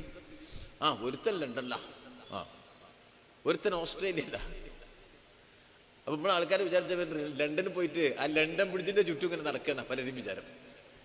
ലണ്ടൻ ബ്രിഡ്ജ് ഇങ്ങനെ കണ്ട്, പിന്നെ തേംസ് നദിയുടെ തീരത്തു കൂടെ നല്ല ഭക്ഷണമൊക്കെ കഴിച്ച് ഐസ്ക്രീമൊക്കെ ഇങ്ങനെ ടേസ്റ്റ് ചെയ്ത് ഇംഗ്ലീഷ് സിനിമയിൽ കാണുന്നത് പോലെ ആഹ്ലാദിച്ച് നടക്കുകയാണ് നമ്മുടെ കുട്ടികളിൽ എന്നാണ് പല ആളുടെയും വിചാരം. എന്നാൽ അത് വസ്തുതാപരമായി ശരിയാണോ? ഏറ്റവും മികച്ച കോളേജുകളിലും സ്കൂളുകളിലും എല്ലാം നമ്മുടെ കുട്ടികൾ ഇവിടുന്ന് പോയി ചേരുന്നത് എത്രക്കറിയാം? അവിടുത്തെ യൂണിവേഴ്സിറ്റികൾ നടത്താൻ അവിടെ പൈസ ഇല്ല. അവിടുത്തെ യൂണിവേഴ്സിറ്റി നടത്താൻ പൈസ ഇല്ലാത്തത് കൊണ്ട് ഓരോ കൊല്ലവും ഫീസ് വർദ്ധിപ്പിക്കുക. ആ വർദ്ധിപ്പിക്കുന്ന ഫീസ് ആരിൽ നിന്നാണ് ഈടാക്കുന്നത്? പുറത്തുനിന്ന് വരുന്ന വിദ്യാർത്ഥികളിൽ നിന്നാണ്. അവിടുത്തെ കുട്ടി 50 റുപ്യ ഫീസ് കൊടുക്കുമ്പോൾ ഇന്ത്യയിൽ നിന്ന് പോയ കുട്ടി 500 റുപ്യ ഫീസിനാണ് അവിടെ പഠിക്കുന്നത്. അതാദ്യം മനസ്സിലായിക്കൊള്ളും. യഥാർത്ഥ ക്യാമ്പസിലല്ല പഠിക്കുന്നത്, അവരുടെ ഓഫ് ക്യാമ്പസിലാണ് പഠിക്കുന്നത്. പഠിക്കുന്ന സമയത്ത് ഒരു നിബന്ധന കൂടിയുണ്ട്, ഇത്ര മണിക്കൂർ ജോലി ചെയ്യണം. അപ്പം നമ്മൾ വിചാരിക്കും, കുറച്ച് ജോലി ചെയ്തപ്പോൾ എന്താ കുഴപ്പം? ഏത് ജോലിയാണ് ചെയ്യിപ്പിക്കുന്നത്? അവിടെ ഇപ്പോ കുട്ടികളില്ല. അത് നിങ്ങൾ എല്ലാവരും മനസ്സിലായിക്കൊള്ളണം. യൂറോപ്പില്, വികസിത രാജ്യങ്ങളിൽ കുട്ടികളുടെ എണ്ണം കുറവാണ്. അച്ഛനും അമ്മയും കുട്ടിയും പേരക്കുട്ടിയുമായി ജീവിക്കാനുള്ള വരുമാനം മുതലാളിത്ത സമൂഹ ഘടനയിൽ ഇല്ലാതായി. അവിടെ മൂല്യബോധം തന്നെ മാറി. നമ്മളെവിടെയൊക്കെ ചെക്കനും പെണ്ണും ഇഷ്ടപ്പെട്ട് വീട്ടുകാരാലോചിച്ച് അവർ കല്യാണം കഴിക്കുകയും കല്യാണം കഴിച്ചാൽ പിന്നീട് കുട്ടികൾ ഉണ്ടാവുകയും ചെയ്യും. അമേരിക്കയിലും ഇംഗ്ലണ്ടിലും ഒക്കെ എങ്ങനെയാ? ആദ്യം കുട്ടികൾ ഉണ്ടാവുകയും പിന്നെ കല്യാണം കഴിക്കുകയും ചെയ്യും. മനസ്സിലായോ? എന്തിപ്പോ അത് അങ്ങനെ? നമ്മളിവിടെ കല്യാണം കഴിഞ്ഞിട്ടാ കുട്ടി, അവിടെ കുട്ടികളൊക്കെ കൂടി വന്നിട്ടാണ് അച്ഛൻ്റെ അമ്മേൻ്റെയും കല്യാണത്തിൽ പങ്കെടുക്കുന്നത്. എന്താ അതിന്റെ കാര്യം? ഒരു വീട് വാടകയ്ക്ക് എടുത്ത് ഒരുമിച്ച് താമസിക്കാൻ കഴിയില്ല. അങ്ങനെ രണ്ടാൾക്കും കൂടി ഒരു വീട് വാടകയ്ക്ക് എടുത്ത് ഒരുമിച്ച് താമസിച്ചതിന്റെ ശേഷമാണ് കല്യാണം എന്ന് തീരുമാനിക്കുന്നു എങ്കിൽ കല്യാണപ്രായം ഒരു 55 വയസ്സായിരിക്കും, അല്ലെങ്കിൽ 60 വയസ്സ്. ചെറുപ്പകാലത്ത് പല അത്രയും വലിയ വിലയാണ്. അങ്ങനെയാണ് സമൂഹം. അപ്പോ പുതിയ തലമുറ അവിടെ കല്യാണം കഴിക്കാൻ തന്നെ സന്നദ്ധരല്ല. പെൺകുട്ടികൾ, ഞാനിപ്പോ ഒരു വിദേശ രാജ്യത്ത് എന്നോട് അവിടുത്തെ ആൾക്കാർ പറഞ്ഞു, പെൺകുട്ടികളൊന്നും കല്യാണം കഴിക്കാൻ തയ്യാറല്ല. പിന്നെയോ അഥവാ കല്യാണം കഴിച്ചാൽ പ്രസവിക്കാനും തയ്യാറല്ല. പിന്നെ ആണുങ്ങൾ പ്രസവിക്കുമോ? അതില്ലല്ലോ. അവിടെ എന്താ സംഭവിക്കുക? കുട്ടികളുണ്ടാവില്ല. കുട്ടികൾ എന്താ സംഭവിക്കുക? സമൂഹം ഇങ്ങനെ വയസ്സാവും കേട്ടോ, വയസ്സാകുമ്പോൾ നോക്കാൻ ആളുണ്ടാവില്ല, അത്രേ ഉള്ളൂ. ഇന്ന് യൂറോപ്പിൽ വലിയൊരു ശതമാനം ആളുകൾ വയസ്സായിട്ട് നോക്കാൻ ആളില്ലാത്തവരാ, വൃദ്ധസദനങ്ങളിലാണ്. അതുകൊണ്ടാണ് കോവിഡ് വന്നപ്പോൾ നമ്മളെ നാട്ടിൽ മരിച്ചതിനേക്കാളും കൂടുതൽ ആൾക്കാർ അവിടെ മരിച്ചത്. കാരണം ഈ വയസ്സന്മാരും കൂടി ഒരുമിച്ചാണ്, എല്ലാ വയസ്സിനും കൂടിയാണ് മരിക്കും. അവിടെ ശവം സംസ്കരിക്കാൻ പറ്റൂല. ഒരു ദിവസം 5 ശവയെ സംസ്കരിക്കുള്ളൂ. ശവസംസ്കാര കമ്പനി അവിടെ, നമ്മളവിടെ ഡ്രൈ ക്ലീനിങ് കമ്പനി എന്നൊക്കെ പറയുമ്പോൾ അവിടെ ശവസംസ്കാര കമ്പനിയാണ്. അവർ 5 മൃതശരീരം ഒരു ദിവസം സംസ്കരിക്കുക.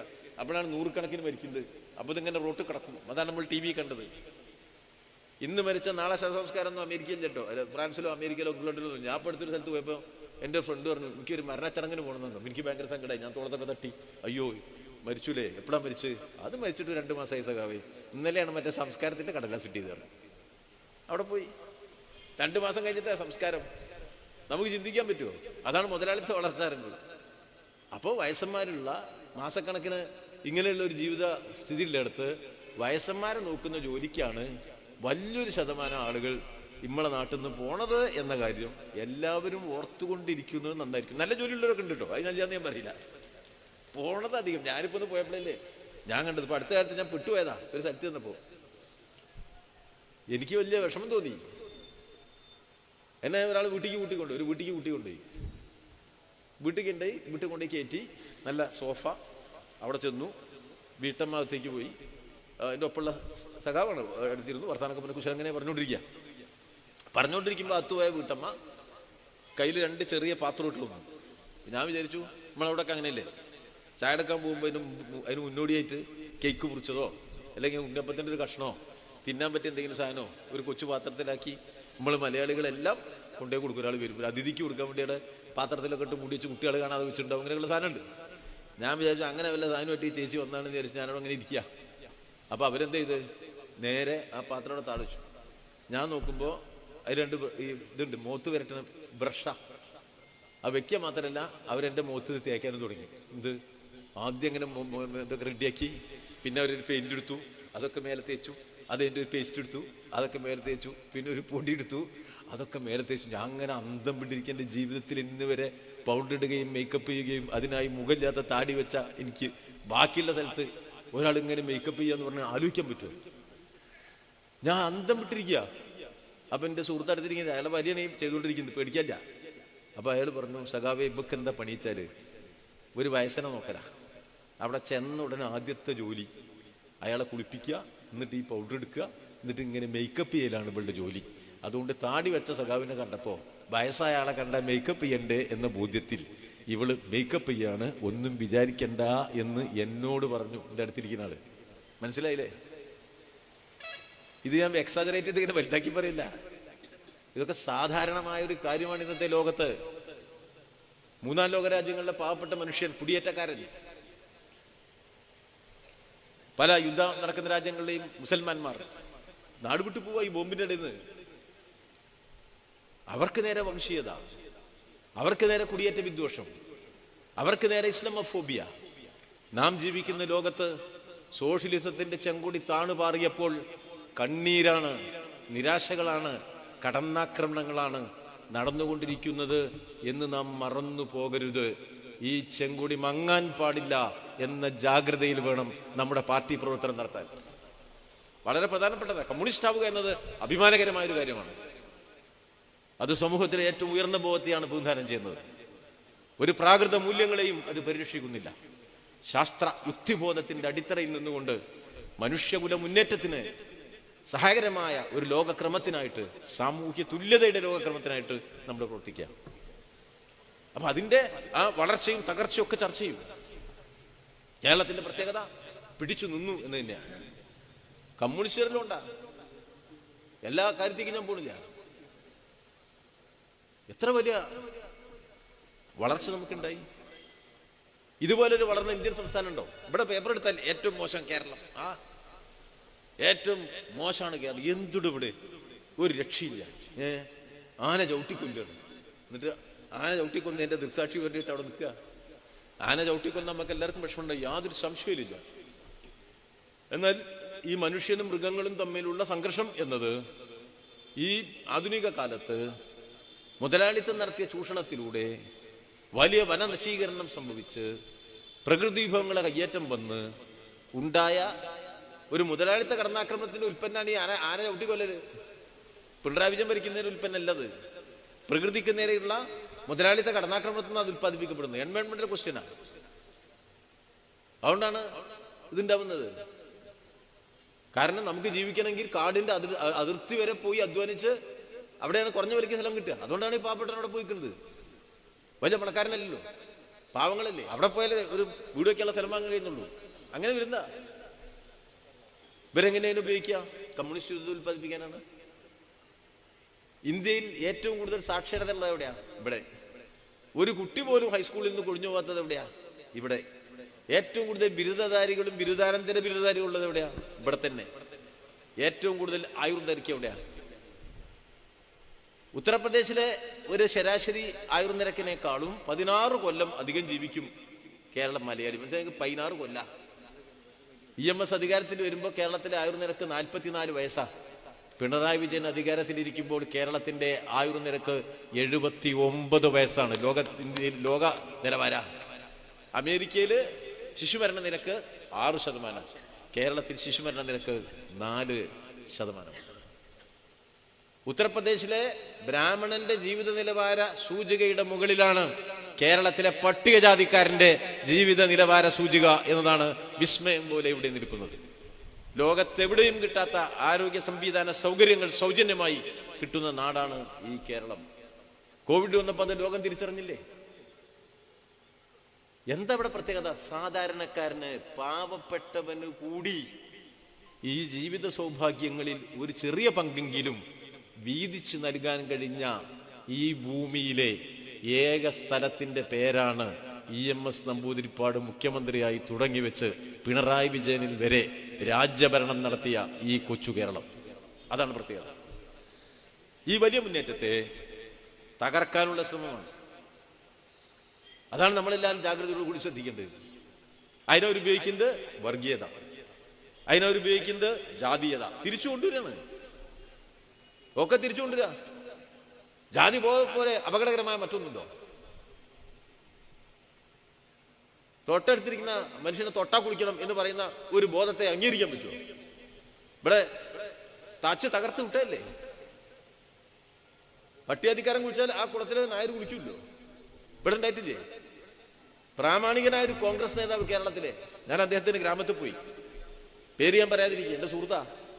ഞാൻ ആ നാട്ടിൻപുറത്ത് നാട്ടിൻപുറത്തേര് പറഞ്ഞു, ഇവിടെ കുളിക്കാൻ വന്ന പട്ടികജാതിക്കാരന്റെ മുഖത്തടിച്ച സ്ത്രീയാണ് ഈ നേതാവിന്റെ അമ്മ. ജാതിബോധം അത്ര മോശമായിരുന്നു ഈ കേരളത്തിൽ. അതില്ലാതാക്കിയതില്ലേ? തിരിച്ചുകൊണ്ടില്ല, ഇപ്പൊ തിരിച്ചുകൊണ്ടുവരാൻ ശ്രമിക്കില്ലേ? വർഗീയതയ്ക്ക് കേരളത്തെ കൊണ്ടുപോകാനുള്ള എല്ലാ പരിശ്രമവും നടക്കല്ലേ? ഹിന്ദു വർഗീയത മാത്രമല്ല കേട്ടോ. ഇപ്പൊ കേരളത്തിന്റെ പ്രത്യേകത, ഒരത്ഭുതം ഇവിടെ നടന്നു. പിണറായിക്കും നായനാർക്കും EMS-നും VS-നും ഒന്നും ചെയ്യാൻ കഴിയാത്തൊരു കാര്യം. അവരുടെ കഴിവുകൊണ്ടൊന്നുമല്ല, കാലപ്രത്യേകത കൊണ്ടാണ്. കേരളത്തിൽ ഒരു ഇടതുപക്ഷ തുടർഭരണം ഉണ്ടായി. അതൊന്നുണ്ടല്ലോ പ്രമാണി വർഗത്തിന് സഹിക്കൂല. കേവലം കേരളത്തിലെ പ്രമാണി വർഗത്തിന് മാത്രമല്ല, ഇന്ത്യയിലെയും ലോകത്തെയും പ്രമാണി വർഗത്തിന് സഹിക്കൂല. അതുകൊണ്ടാണല്ലോ ഒന്നാമത്തെ EMS ഗവൺമെന്റിനെ അട്ടിമറിക്കാനുള്ള വിമോചന സമരത്തിലേക്ക് അമേരിക്കൻ സാമ്രാജ്യത്വം വലിയ തോതിൽ പണം ഇറക്കിയത്. അതുകൊണ്ടാണല്ലോ വിമോചന സമരം നയിച്ചവരെ വിമോചന സമരം കഴിഞ്ഞതിന്റെ തൊട്ടടുത്ത ദിവസം വിമാനത്തിൽ കയറ്റി യൂറോപ്പിലും അമേരിക്കയിലും സ്വിറ്റ്സർലൻഡ്, യൂറോപ്പിലെ ഏറ്റവും നല്ല സ്ഥലം, അവിടെയൊക്കെ കൊണ്ടുപോയി ഇറക്കി കാണിച്ചു കൊടുത്തത്. ഇവിടെ കമ്മ്യൂണിസ്റ്റ് താഴെ ഇറക്കിയതിനുള്ള പാരിതോഷികമായിരുന്നു ഒക്കെ. അങ്ങനെയായിരുന്നു വിമോചന സമരം. അവിടെ കേരളത്തിലെ കമ്മ്യൂണിസ്റ്റ് പ്രസ്ഥാനം ശക്തിപ്പെടുമ്പോൾ ലോകത്തിലെ പ്രതിലോമത തന്നെ നമ്മളെ നശിപ്പിക്കാൻ ഇറങ്ങും. അനുഭവമാണത്. ഇപ്പോഴോ ഇന്ത്യയിൽ പ്രാകൃതന്മാർ ഭരിക്കുമ്പോൾ എന്തൊരു അത്ഭുതങ്ങൾ! നരേന്ദ്രമോദി പ്രധാനമന്ത്രിയായിട്ട് 3 ടേം പൂർത്തീകരിച്ച ഇന്ത്യയിൽ എന്ത് കുറവുണ്ടെങ്കിലും പിണറായി വിജയൻ ചെങ്കൊടി ഉയർത്തിപ്പിടിച്ച് ഭരിക്കുന്നു എന്നത് ഒരു ചെറിയ കാര്യമല്ല. തുടർഭരണം കിട്ടിയെന്നത് ഏറ്റവും വലിയ കാര്യം തന്നെയാണ്. എല്ലാ സ്ഥാപിത താല്പര്യക്കാരനും കാണുമ്പോൾ ചുരുക്കിട്ടോ, നമ്മളെ കാണുമ്പോൾ സഖാവേ സുഖം തന്നെയല്ലേ, അതെ, കൈയൊക്കെ പിടിച്ച് കുലുക്കി. ഇവന്റെ മനസ്സിലുണ്ടല്ലോ, ഞാൻ പോന്നവൻ പറയും ഇവനൊക്കെ പറയാം, 2ാമത് കിട്ടിയിരിക്കുക, 3ാമത് കിട്ടുമെന്ന് വിചാരിച്ച് നടക്കുക, ശരിയോ ചവിട്ടിയാ ശരിയോ, ഇങ്ങനെ മനസ്സിൽ കൈ പിടിച്ച് കുറുക്കുമ്പോഴൊക്കെ വളരെ ലോകിയായിരിക്കും. മനസ്സിൽ ഈ വർഗീയവാദി ചിന്തിക്കുന്നത് ഇങ്ങനെയാ, പ്രതിലോമക്കാരൻ ചിന്തിക്കുന്നത് ഇങ്ങനെയാ. നമ്മളെ കാണും ഇവന്റെ അച്ഛൻ്റെ അച്ഛൻ ആരായിരുന്നു, ഞങ്ങളെ പറമ്പിൽ കുടിയെട്ടി താമസിച്ചോന്നില്ല, അങ്ങനെ ചിന്തിക്കുന്നവരുണ്ട്. മനസ്സിലായെങ്കിൽ ഇവന്റെ പറമ്പൊന്നുമല്ല, ഇവരും വെറുതെട്ടിയതാണ്. ആ പറമ്പിൽ താമസിച്ചോന്റെ പേരക്കുട്ടി ഇപ്പോ കുറച്ചൊരു ജോലിയൊക്കെ കിട്ടി വൃത്തിക്ക് കിടക്കുന്നുണ്ട്. അതിന്റെ ചെറിയ കുട്ടി നമ്മളെ പാർട്ടിന്റെ ലോക്കൽ കമ്മിറ്റി സെക്രട്ടറിയാ. ഇവനെ കാണുമ്പോൾ ചിന്ത ഇതൊക്കെ ഈ സമൂഹത്തിന്റെ പരിമിതിയായിട്ട് അങ്ങനെയൊക്കെ ആയിരിക്കും സമൂഹം. ഉള്ളിന്റെ ഉള്ളിൽ ഈ ഇടതുപക്ഷ ഗവൺമെന്റിനെ ദുർബലപ്പെടുത്തണം എന്ന ചിന്തയുണ്ട്. ഇനിയും ഒരു ഇടതുപക്ഷ ഗവൺമെന്റ് വന്നൂടാ. ഇടതുപക്ഷ ഗവൺമെന്റ് വന്നാൽ ഈ സ്ഥാപിത താല്പര്യങ്ങൾക്ക് വളരാൻ കഴിയില്ല, ഒരു വർഗീയതയ്ക്കും വളരാൻ കഴിയില്ല. അപ്പോ ഏറ്റവും വലിയ വർഗീയത ഹിന്ദു വർഗീയത, അതിനെതിരായി ഏറ്റവും കരുത്തുറ്റ നിലപാട് കേരളത്തിൽ സംസ്ഥാന ഗവൺമെന്റുകളെ തകർക്കുന്ന നയം കേന്ദ്രം സ്വീകരിക്കുമ്പോൾ ഏറ്റവും മുന്നിൽ വന്ന് സംസ്ഥാന താല്പര്യങ്ങളെ സംരക്ഷിക്കുന്ന കേരളം. കേന്ദ്രം എത്ര വലിയ അവഗണന കാണിക്കുന്നു. സാമ്പത്തിക ഫെഡറലിസം തകർത്തു. ഇന്ത്യയിൽ സംസ്ഥാനങ്ങളുടെ വിഹിതം കുറച്ചു. നികുതി വരുമാനത്തിന്റെ 65% അവർക്ക്, ചെലവിന്റെ 65% സംസ്ഥാനത്തിന്. പ്രസവ ആനുകൂല്യങ്ങൾ കൊടുക്കാൻ പാവങ്ങൾക്കുള്ള പൈസ 14,000 റുപ്യ കേന്ദ്രം തരാന്ന് പറഞ്ഞാൽ ഒറ്റ റുപ്യ കൊടുക്കൂല. കേന്ദ്രത്തിന് വരേണ്ട ഒരു സഹായം തരുന്നില്ല. വീട് നിർമ്മിക്കുമ്പോൾ 4 ലക്ഷം റുപ്യ പിണറായി വിജയൻ, 75,000 റുപ്യ നരേന്ദ്രമോദി. 75,000 റുപ്യ നരേന്ദ്രമോദി തന്നാൽ ആ 4 ലക്ഷം പിണറായിൻ്റെ കൂടി കൂട്ടി ഒരു വീട് വെച്ച് വീട്ടിന്റെ ഉമ്മർത്ത് നരേന്ദ്രമോദിന്റെ ഒരു ചിത്രം വെച്ച് മോഡി ഈ വീടിന്റെ ഐശ്വര്യം എന്ന് എഴുതി വെക്കാതെ ആ 75,000 തരൂല എന്ന് പറയുന്ന ഒരു BJP കേന്ദ്രത്തിൽ. നമ്മൾ ആരോടെങ്കിലും പറഞ്ഞോ 3-3.5 ലക്ഷം വീട് കൊടുത്തപ്പോൾ പിണറായിന്റെ ഫോട്ടോ വെക്കാൻ എവിടെയെങ്കിലും പറഞ്ഞോ? മനുഷ്യന്റെ ആത്മാഭിമാനത്തെ ചോദ്യം ചെയ്യല്ലേ? 28 ലക്ഷം പാട്ടക്കുടിയാനും 4.5 ലക്ഷം കുടികിടപ്പുകാരനും 32 ലക്ഷം മനുഷ്യന് സ്വന്തമായിട്ട് മണ്ണ് കൊടുത്ത ഈ കമ്മ്യൂണിസ്റ്റ് പാർട്ടി ആരോടും പറഞ്ഞിട്ടില്ല ഞങ്ങളുടെ ആരുടെയെങ്കിലും ഫോട്ടോ വെക്കണം, പാർട്ടി നേതാവിന്റെ ഫോട്ടോ വെക്കണം എന്നൊന്നും കമ്മ്യൂണിസ്റ്റ് പാർട്ടി പറഞ്ഞിട്ടില്ല. അവന്റെ അവകാശമാണത്. അവകാശബോധത്തിലേക്ക് അവനെ വളർത്തലാണ്. ഇവിടെ നേരെ മറിച്ച BJP ആ വർഗീയതയ്ക്ക് മറുവർഗീയത എന്ന പേരിൽ നമ്മുടെ നാട്ടിൽ ശക്തമായ മുസ്ലിം വർഗീയത പ്രചരിപ്പിക്കുകയാണ്. ശക്തമായിട്ട് നോക്കിയാൽ കാണാൻ കഴിയുന്നത്. ജമാഅത്തെ ഇസ്ലാമിയും ലീഗും സഖ്യത്തിലാണ്. ജമാഅത്തെ ഇസ്ലാമിയും ലീഗും കോൺഗ്രസും സഖ്യത്തിലാണ്. തരാതരം പോലെ BJP-യിലേക്ക് ആ സഖ്യം നീട്ടാനാണ്. അതിന്റെ ഗൂഢാലോചനയാണ് ഇവിടെ നടക്കുന്നത്. എല്ലാ വർഗീയതയും സംയോജിച്ച് കേരളത്തിന്റെ പുരോഗമന ഇടതുപക്ഷ അടിത്തറയെ തകർക്കുമെന്നാണ്. ഇവർക്ക് നരേന്ദ്രമോദിയുടെ ജനാധിപത്യ ധ്വംസനത്തോട് വിരോധമില്ല. അമിതാധികാരത്തിന്റെ വടിയിൽ സംസ്ഥാനാധികാരം കവർന്ന് ഒരു തിരഞ്ഞെടുപ്പും ഒരു രാഷ്ട്രവും എന്ന് പ്രഖ്യാപിച്ച് സംസ്ഥാനത്തെ ഒരു ഗവൺമെന്റിന്റെ ഭൂരിപക്ഷം നഷ്ടപ്പെട്ടാൽ കേന്ദ്രത്തിനവിടെ ഭരിക്കാൻ കഴിയുന്ന രൂപത്തിലേക്ക് കാര്യങ്ങളെ മാറ്റിയെഴുതി ജനാധിപത്യത്തിന്റെ അടിത്തറ തകർക്കുന്നതിൽ വിദ്വേഷം ഉണ്ടെങ്കിൽ അതിനേക്കാൾ കൂടുതൽ വിരോധം പിണറായിയോടാണ്. എല്ലാം പിണറായിക്കെതിരെ. ആ നിലയിലേക്ക് രാഷ്ട്രീയത്തെ കൊണ്ടുപോകുന്ന ഒരു പ്രവർത്തനം നടക്കുക. ലോക്സഭാ തെരഞ്ഞെടുപ്പിൽ അത് പ്രാവർത്തികമാക്കി. എല്ലാ വർഗീയ ശക്തികളും ഒരുമിച്ചു ഇടതുപക്ഷത്തെ തകർക്കുക എന്ന നിലപാടിലേക്ക് പോയി. ഇനി പഞ്ചായത്തും അടുത്ത നിയമസഭയും വരുമ്പോഴേക്ക് എല്ലാ വർഗീയ ശക്തികൾക്കും സ്വീകാര്യത നൽകാനുള്ള ന്യായീകരണമാണ് UDF നടത്തിക്കൊണ്ടിരിക്കുന്നത്. ജമാഅത്ത് ഇസ്ലാമി ഇത്ര നല്ല മനുഷ്യരുണ്ടോ? ഞാൻ ഇന്നലെ ലീഗരും പറഞ്ഞപ്പോൾ എനിക്ക് നിൽക്കാം. ജമാഅത്ത് ഇസ്ലാമി പറഞ്ഞാൽ എന്താ, എത്ര നല്ല മനുഷ്യരാ. 10 ആള് കൂടിയാൽ ആ വൈക്കേ ഒരു പോവില്ല, ഒച്ചത്തിൽ സംസാരിക്കൂല. മനസ്സിലായോ? വർഗീയവാദി എന്തിനാ ഒച്ചത്തിൽ സംസാരിക്കേണ്ട കാര്യം? കത്തിയെടുത്ത് കുത്തിയാ പോരെ, അതിന് സംസാരിക്കണം. തീവ്ര വർഗീയത മൂത്തിന് കത്തിയെടുത്ത് കുത്താൻ സംസാരിക്കേണ്ട കാര്യമുണ്ടാ? പലരും അങ്ങനെയാ. ഇവൻ വർഗീയവാദിയാണെന്നും ഇപ്പം കൊലപാതകം നടത്തിയ ആളാണെന്നും നമ്മളറിയില്ല. പിന്നെ ആയിരിക്കും ആശയല്ലേ പ്രധാനം. ഒരാശയത്തിന്റെ ബലത്തിലല്ലേ. ഞാനിപ്പോ ഒരാളോട് നേരിടേണ്ടി വന്നാൽ നേരിടാനുള്ള കരുത്ത് എന്റെ സ്വന്തം കരുത്താണോ? അല്ല. ഞാൻ ചേർന്ന പ്രസ്ഥാനം എനിക്ക് കരുത്താ. എന്റെ ആശയപ്രകടനത്തിൽ, അഭിപ്രായ പ്രകടനത്തിൽ എതിരാളിയോട് നേരിടേണ്ടി വന്നാൽ കടന്നാക്രമണത്തിന്റെ മുന്നിൽ ഞാൻ നിൽക്കുന്നത് എന്റെ പാർട്ടി നൽകിയ ആത്മവിശ്വാസത്തിന്റെ കരുത്തിലാ. ഞാൻ വിശ്വസിക്കുന്ന പ്രത്യയശാസ്ത്രത്തിന്റെ കരുത്തിലാ. എന്റെ സ്ഥാനം ഞാൻ അവിടെയാണ് നിശ്ചയിക്കുന്നത്. വർഗീയവാദി, മതമൗലികതാവാദി, അവന്റെ പ്രത്യയശാസ്ത്രം എത്ര ആപത്കരമാണ്. ആശയത്തോടല്ലേ ഏറ്റുമുട്ടുക. എന്ത് വലിയ ന്യായീകരണമാണ് ജമാഅത്തെ ഇസ്ലാമിക്ക് ലീഗ് കൊടുക്കുന്നത്. അത് മറ്റു മതങ്ങളെ അംഗീകരിക്കുന്ന പ്രത്യയശാസ്ത്രമാണോ? ഹിന്ദുവിന് തുല്യത അനുഭവിച്ചു കൊടുക്കുന്ന പ്രത്യയശാസ്ത്രമാണോ? മറ്റു മതങ്ങളെ കീഴടക്കി ഇസ്ലാമിന്റെ മേധാവിത്വം സ്ഥാപിക്കുന്ന ഒരു പ്രത്യയശാസ്ത്രവുമായി നിൽക്കുന്ന കൂട്ടരുമായിട്ട് കൂട്ടുകെട്ടുണ്ടാക്കിയിട്ട് കമ്മ്യൂണിസ്റ്റിനെ തോൽപ്പിക്കാൻ അതിന്റെ സംഘടനാ രൂപങ്ങൾ പലതുണ്ടാക്കുകയാണ് പുതിയ തരത്തിൽ. എല്ലാവരും കൂടിയിരിക്കുകയാണ്. നല്ല ജാഗ്രത വേണം. മുസ്ലിം വർഗീയവാദി, അതിനേക്കാൾ വലിയ മതമൂലികതാവാദി, അതിന്റെ ഇപ്പുറത്ത് കോൺഗ്രസ്, അതിന്റെ കൂടെ ലീഗ്, കുറച്ചകലെ BJP, എല്ലാവരും കണ്ണിട്ട് കാണിച്ച് കൈകോർത്ത് പിടിച്ച് ഈ കേരളത്തിലെ കമ്മ്യൂണിസ്റ്റ് പാർട്ടിയുടെ അടിത്തറ തകർക്കും. അതിനെ സഹായിക്കാൻ ഈ നാട്ടിലെ കുത്തക മാധ്യമ പ്രമാണിമാർ രാവിലെ മുതൽ രാത്രി വരെ 24 മണിക്കൂർ TV സ്റ്റുഡിയോകളിൽ ഇരുന്നു കൊണ്ട് കമ്മ്യൂണിസ്റ്റ് വിരുദ്ധമായ പ്രചരണ ഘോഷയാത്രകൾ നടത്തും. അത് നടന്നുകൊണ്ടിരിക്കുക കേരളത്തിൽ. പണം ചെലവഴിച്ചിട്ടാ. ആരെ പണമാണ് ഈ TV ചാനൽ? കോടീശ്വരന്റെ പണമാണ്, കോർപ്പറേറ്റ് പണമാണ്, കൊള്ളപ്പലിശയുടെ പണമാണ്, കള്ള തരത്തിലുണ്ടാക്കിയ പണമാണ്. അത് നിക്ഷേപിച്ചാണ് കമ്മ്യൂണിസ്റ്റ് വിരുദ്ധത പ്രചരിപ്പിക്കുന്ന മാധ്യമങ്ങൾ ഇവിടെ പ്രവർത്തിക്കുന്നത്. അവരുടെ കയ്യിൽ നിന്ന് കാശ് വാങ്ങിയിട്ടാണ് അവിടെ ബാക്കിയുള്ളവർ നമുക്കെതിരായി സംസാരിച്ചുകൊണ്ടിരിക്കുന്നത്. നടക്കുകയാണ് കേരളത്തില്. ഇവര് കരുതിയിരിക്കുന്നത് ഈ കമ്മ്യൂണിസ്റ്റ് പാർട്ടിയെ ഇങ്ങനെ അങ്ങോട്ട് ഇല്ലാണ്ടാക്കാം എന്നാണ്. ഇപ്പൊ ഈ സമ്മേളനം നടക്കില്ലേ? സമ്മേളനം തുടങ്ങിയതോടെ തന്നെ ഇവർക്ക് സഹിക്കുന്നില്ല. ഇവര് വിചാരിച്ചു പോയി 38,000 ബ്രാഞ്ച് സമ്മേളനം, 38,000 ബ്രാഞ്ച് സമ്മേളനം കോൺഗ്രസ് നടത്തിയാൽ ഒരു ആശുപത്രിയിൽ 38,000 ബെഡ് കൊണ്ടിരൂലേ? തല്ലുംപിടി കൂടിയിട്ട് അവിടെ കൊണ്ടേക്കാൻ വേണ്ടിയില്ലേ? എത്ര ആളുടെ മുണ്ട ഒരു ഊരി കൊണ്ടുപോകും? ഉറപ്പല്ലേ? ഇവിടെ 38,000 ബ്രാഞ്ച് സമ്മേളനം നടന്നിട്ട് ആരെങ്കിലും അറിഞ്ഞു? നമ്മളെ സഖാക്കൾ രാവിലെ പോയി പതാക ഉയർത്തി പ്രസംഗിച്ചു, ചർച്ച ചെയ്തു, ഉച്ചയ്ക്ക് ഭക്ഷണം കഴിച്ചു, കാര്യങ്ങളൊക്കെ ഒന്ന് ചർച്ച ചെയ്തു. രാഷ്ട്രീയ പ്രമേയം, സംഘടനാ റിപ്പോർട്ടുകൾ, പിന്നെ പ്രത്യയശാസ്ത്ര ചർച്ചകൾ എന്നൊക്കെ പറഞ്ഞ് നല്ല ഉത്കൃഷ്ടമായ നല്ല രാഷ്ട്രീയ സംഘടനാപരമായ വളർച്ചയുടെ എന്താ പറയുക, അതിൻ്റെ ഔന്നത്യമേറിയ പ്രകാശ രേണുക്കൾ നിറഞ്ഞ ഉജ്ജ്വലമായ ചർച്ച. ഒരു സമ്മേളനം നടക്കുമ്പോൾ എന്താ രസം? ചില ആൾക്കാർ നേതാവിനെ വിമർശിച്ചു. പിന്നെ നേതാവിനെ വിമർശിക്കാൻ വേണ്ടി പ്രത്യേകം വെച്ചതാണ് ഈ സമ്മേളനം.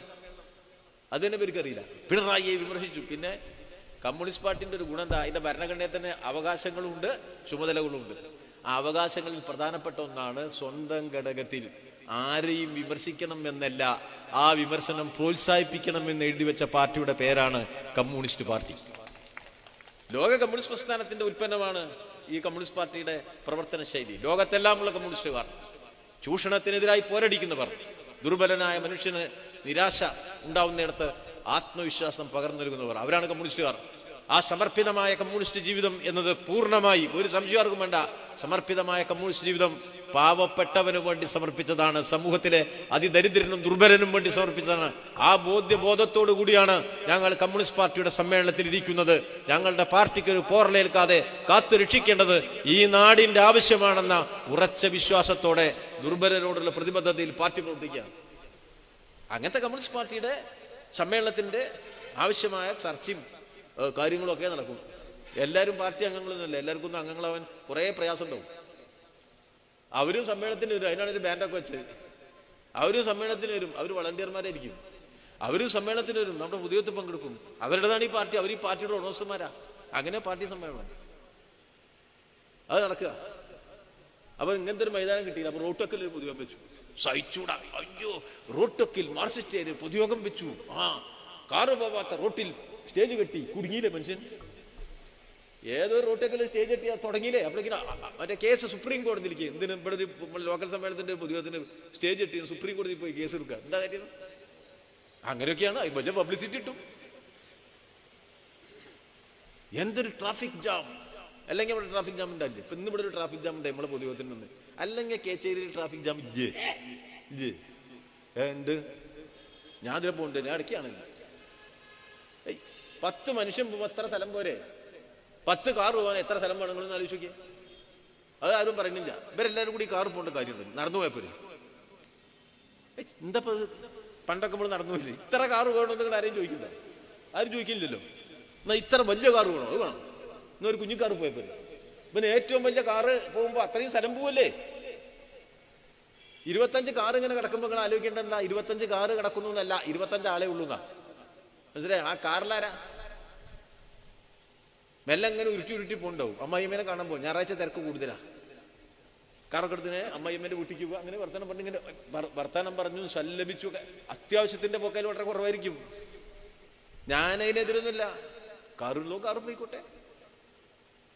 അപ്പോ കാറുള്ളോൻ കാറ് പോകുന്നത് പോലെ തന്നെ പാവങ്ങൾക്ക് ഒരു ജാഥ നടത്താനുള്ള സ്വാതന്ത്ര്യം അനുഭവിച്ചു തരണമെന്ന് വളരെ വിനയപൂർവ്വം ഞാൻ അഭ്യർത്ഥിക്കുകയാണ്.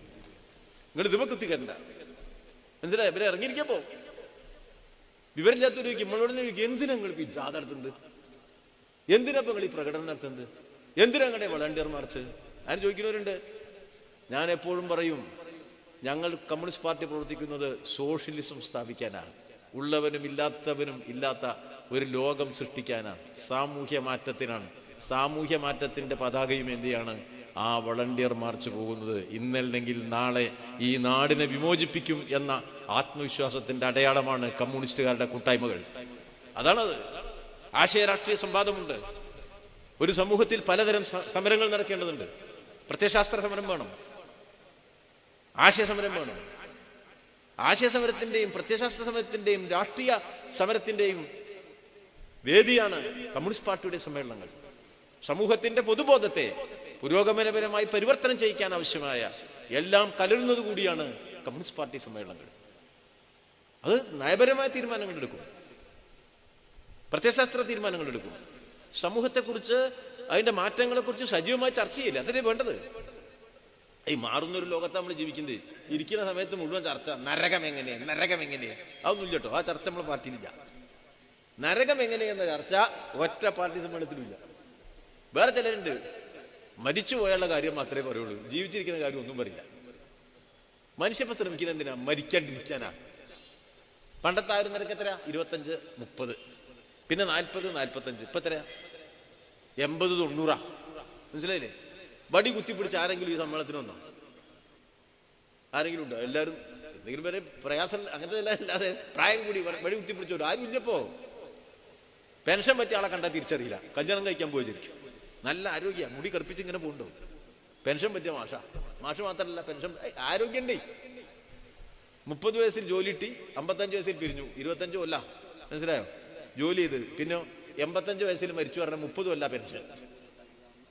അങ്ങനെ നമ്മുടെ നാട് ഇനി അതിനേക്കാൾ കൂടും. AI ടെക്നോളജി കണ്ടുപിടിച്ചിരിക്കുക. ആ ടെക്നോളജിയുടെ ഏറ്റവും വലിയ നേട്ടം എല്ലാ കാര്യത്തിലും ഞാൻ പോലില്ല, 1000 നിരക്ക് കൂടും. ഒരു 25 കൊല്ലം കഴിഞ്ഞാൽ ശരാശരി ആയുസ് 100 ആവും. മനസ്സിലായി? നിങ്ങൾ കേച്ചേരിന്ന് മറ്റേ പന്നിത്തരത്തേക്ക് നടന്നു പോകുന്ന ആളുടെ പ്രായം നോക്കിയാൽ 100 വയസ്സ് കയ്യും വീശി ഇങ്ങനെ പോകുന്നുണ്ടാവും. പിന്നെ ഒരു 25 കൊല്ലം കഴിഞ്ഞാലോ 150 വയസ്സ്. മനസ്സിലായി ഞങ്ങള്? അങ്ങനെ ലോകം മാറാൻ പോവാണ് എന്ന് വരുമ്പോൾ നരകത്തിനെ കുറിച്ച് പേടിക്കേണ്ട വല്ല കാര്യമുണ്ടോ? മാറാണ്, സാങ്കേതിക വിദ്യയാണ്, പുതിയ കാലാണ്, പുതിയ ശാസ്ത്രമാണ്, ശാസ്ത്ര നേട്ടങ്ങളാണ്. ലോകമുണ്ടായത് എങ്ങനെയെന്ന് കണ്ടുപിടിച്ച ശാസ്ത്രജ്ഞൻ ആ കണത്തിന് നൽകിയ പേര് ദൈവകണം എന്നാണ്. അതാണ് മാറ്റം. അത്തരം പരിഷ്കൃതമായ ഒരു സമൂഹത്തിന്റെ വേഗതയേറിയ പുരോഗതിയുടെ സൂക്ഷ്മാംശങ്ങളെ കുറിച്ചുള്ള തിരിച്ചറിവ് സാധാരണ മനുഷ്യന് കൂടി ഉണ്ടാക്കാൻ സഹായകരമായ രൂപത്തിലുള്ള ചർച്ചകളും സംവാദങ്ങളും ഒക്കെ നടത്തുന്ന, കളിമണ്ണിൽ നിന്ന് ശില്പി സൂക്ഷ്മ വിഗ്രഹം നിർമ്മിക്കുന്നത് പോലെ അതിസാധാരണക്കാരനായ മനുഷ്യനിൽ നിന്ന് ലോകത്തെ പരിവർത്തനം ചെയ്യാനുള്ള ആത്മവിശ്വാസത്തിന്റെ കരുത്ത് നിർമ്മിക്കുന്ന പാർട്ടിയുടെ പേരാണ് കമ്മ്യൂണിസ്റ്റ് പാർട്ടി. ആ പാർട്ടിയുടെ സമ്മേളനമാണ് നടക്കുന്നത്.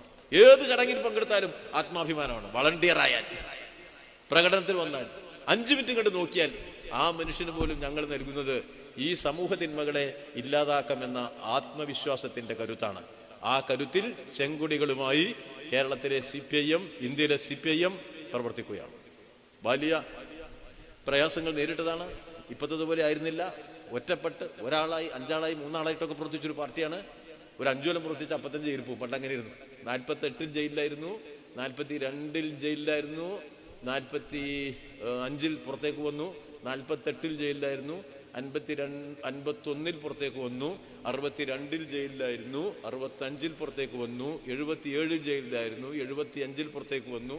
ഓരോ ഇടവേളകളിലും ജയിലിലേക്ക് പോയിക്കൊണ്ടിരുന്ന ഒരു പാർട്ടിയാണ് കമ്മ്യൂണിസ്റ്റ് പാർട്ടി. 29 MLA ജയിലിൽ കിടന്നാണ് ഈ CPIM-ന്റെ MLA 1965 ജയിച്ചത്. 29 പേർ ജയിലിൽ കിടന്ന സഖാവ് അനിരുദ്ധന് പകരം 4 വയസ്സായ സഖാവ് സമ്പത്താണ് തിരുവനന്തപുരം നഗരത്തിലൂടെ ജയിലിൽ കിടക്കുന്ന എൻ്റെ അച്ഛന് വേണ്ടി അരിവാൾ ചുറ്റുകയിൽ വോട്ട് രേഖപ്പെടുത്തുക എന്ന് പ്രസംഗിച്ചുകൊണ്ട് നടന്നത്. ചരിത്രത്തിന്റെ ഭാഗമാണത്. ആ നിലയിൽ കടന്നു വന്നതാ. വലിയ ഏറ്റുമുട്ടലുകളാ RSS-കാരും കോൺഗ്രസ്സുകാരും പോലീസുകാരും കമ്മ്യൂണിസ്റ്റ് വിരുദ്ധന്മാരും ഗുണ്ടകളും ക്രിമിനലുകളും കടന്നാക്രമിച്ച് തോൽപ്പിക്കാനാവാതെയാണ് ഈ പാർട്ടി വന്നത്. അതിന്റെ വളർച്ചയിലെ ഏറ്റവും തിളങ്ങുന്ന നാടിന്റെ പേരാണ് കേരളം. കേരളത്തിലെ കമ്മ്യൂണിസ്റ്റ് പാർട്ടിയുടെ അടിത്തറ ഇല്ലാതാക്കി മായ്ച്ചു കളയുമെന്ന് പ്രഖ്യാപിച്ച് പ്രവർത്തിക്കുന്ന എല്ലാ പ്രതിലോമകാരികളോടും പറയാനുള്ളത് കീഴടങ്ങില്ല, നിങ്ങളെ തോൽപ്പിക്കുക തന്നെ ചെയ്യുമെന്നാണ്. ആ പോരാട്ടത്തിന്റെ പാർട്ടിയിൽ അണിനിരന്ന് ഈ സമ്മേളനം വലിയ വിജയമാക്കാൻ സമ്മേളനാനന്തരമുള്ള ദിവസങ്ങളിൽ ഈ കേരളത്തിലെ പ്രതിലോമത ഉണ്ടാക്കിയ അവരുടെ കാര്യരുമ്പിന്റെ കരുത്ത് എന്നവർ ധരിക്കുന്ന ആ കൂട്ടായ്മ, അതിനെ തകർക്കും ഞങ്ങൾ എന്ന് പ്രഖ്യാപിക്കുന്ന വലിയ പ്രവർത്തനത്തിലേക്കാണ് CPIM മുന്നേറാൻ പോകുന്നത്. ഈ നാടിനെ തീവ്രവർഗീയതയിൽ നിന്നും പ്രതിലോമ വികാരങ്ങളിൽ നിന്നും വിമോചിപ്പിച്ചെടുത്തുകൊണ്ട് മനുഷ്യ നന്മയുടെ വലിയ വാതായനങ്ങൾ തുറന്ന് കുതിച്ചു പോകുന്ന പുതിയ കാലം സൃഷ്ടിക്കാൻ, അത് കേരളം ഏറ്റവും മുന്നിൽ നടക്കുമ്പോൾ അതിന്റെ പിന്നിൽ ഒരു വിപ്ലവ ഇന്ത്യയെ കൂടി സൃഷ്ടിക്കാൻ വേണ്ടിയുള്ള മഹാപോരാട്ട പോർമുഖങ്ങളിൽ ഒരുമിച്ച് നിൽക്കേണ്ടവരാണ് നമ്മൾ എന്ന് ഓർമ്മിപ്പിച്ച് എല്ലാവരെയും അഭിവാദ്യം ചെയ്യുന്നതിന്റെ വാക്കുകൾ അവസാനിപ്പിക്കും.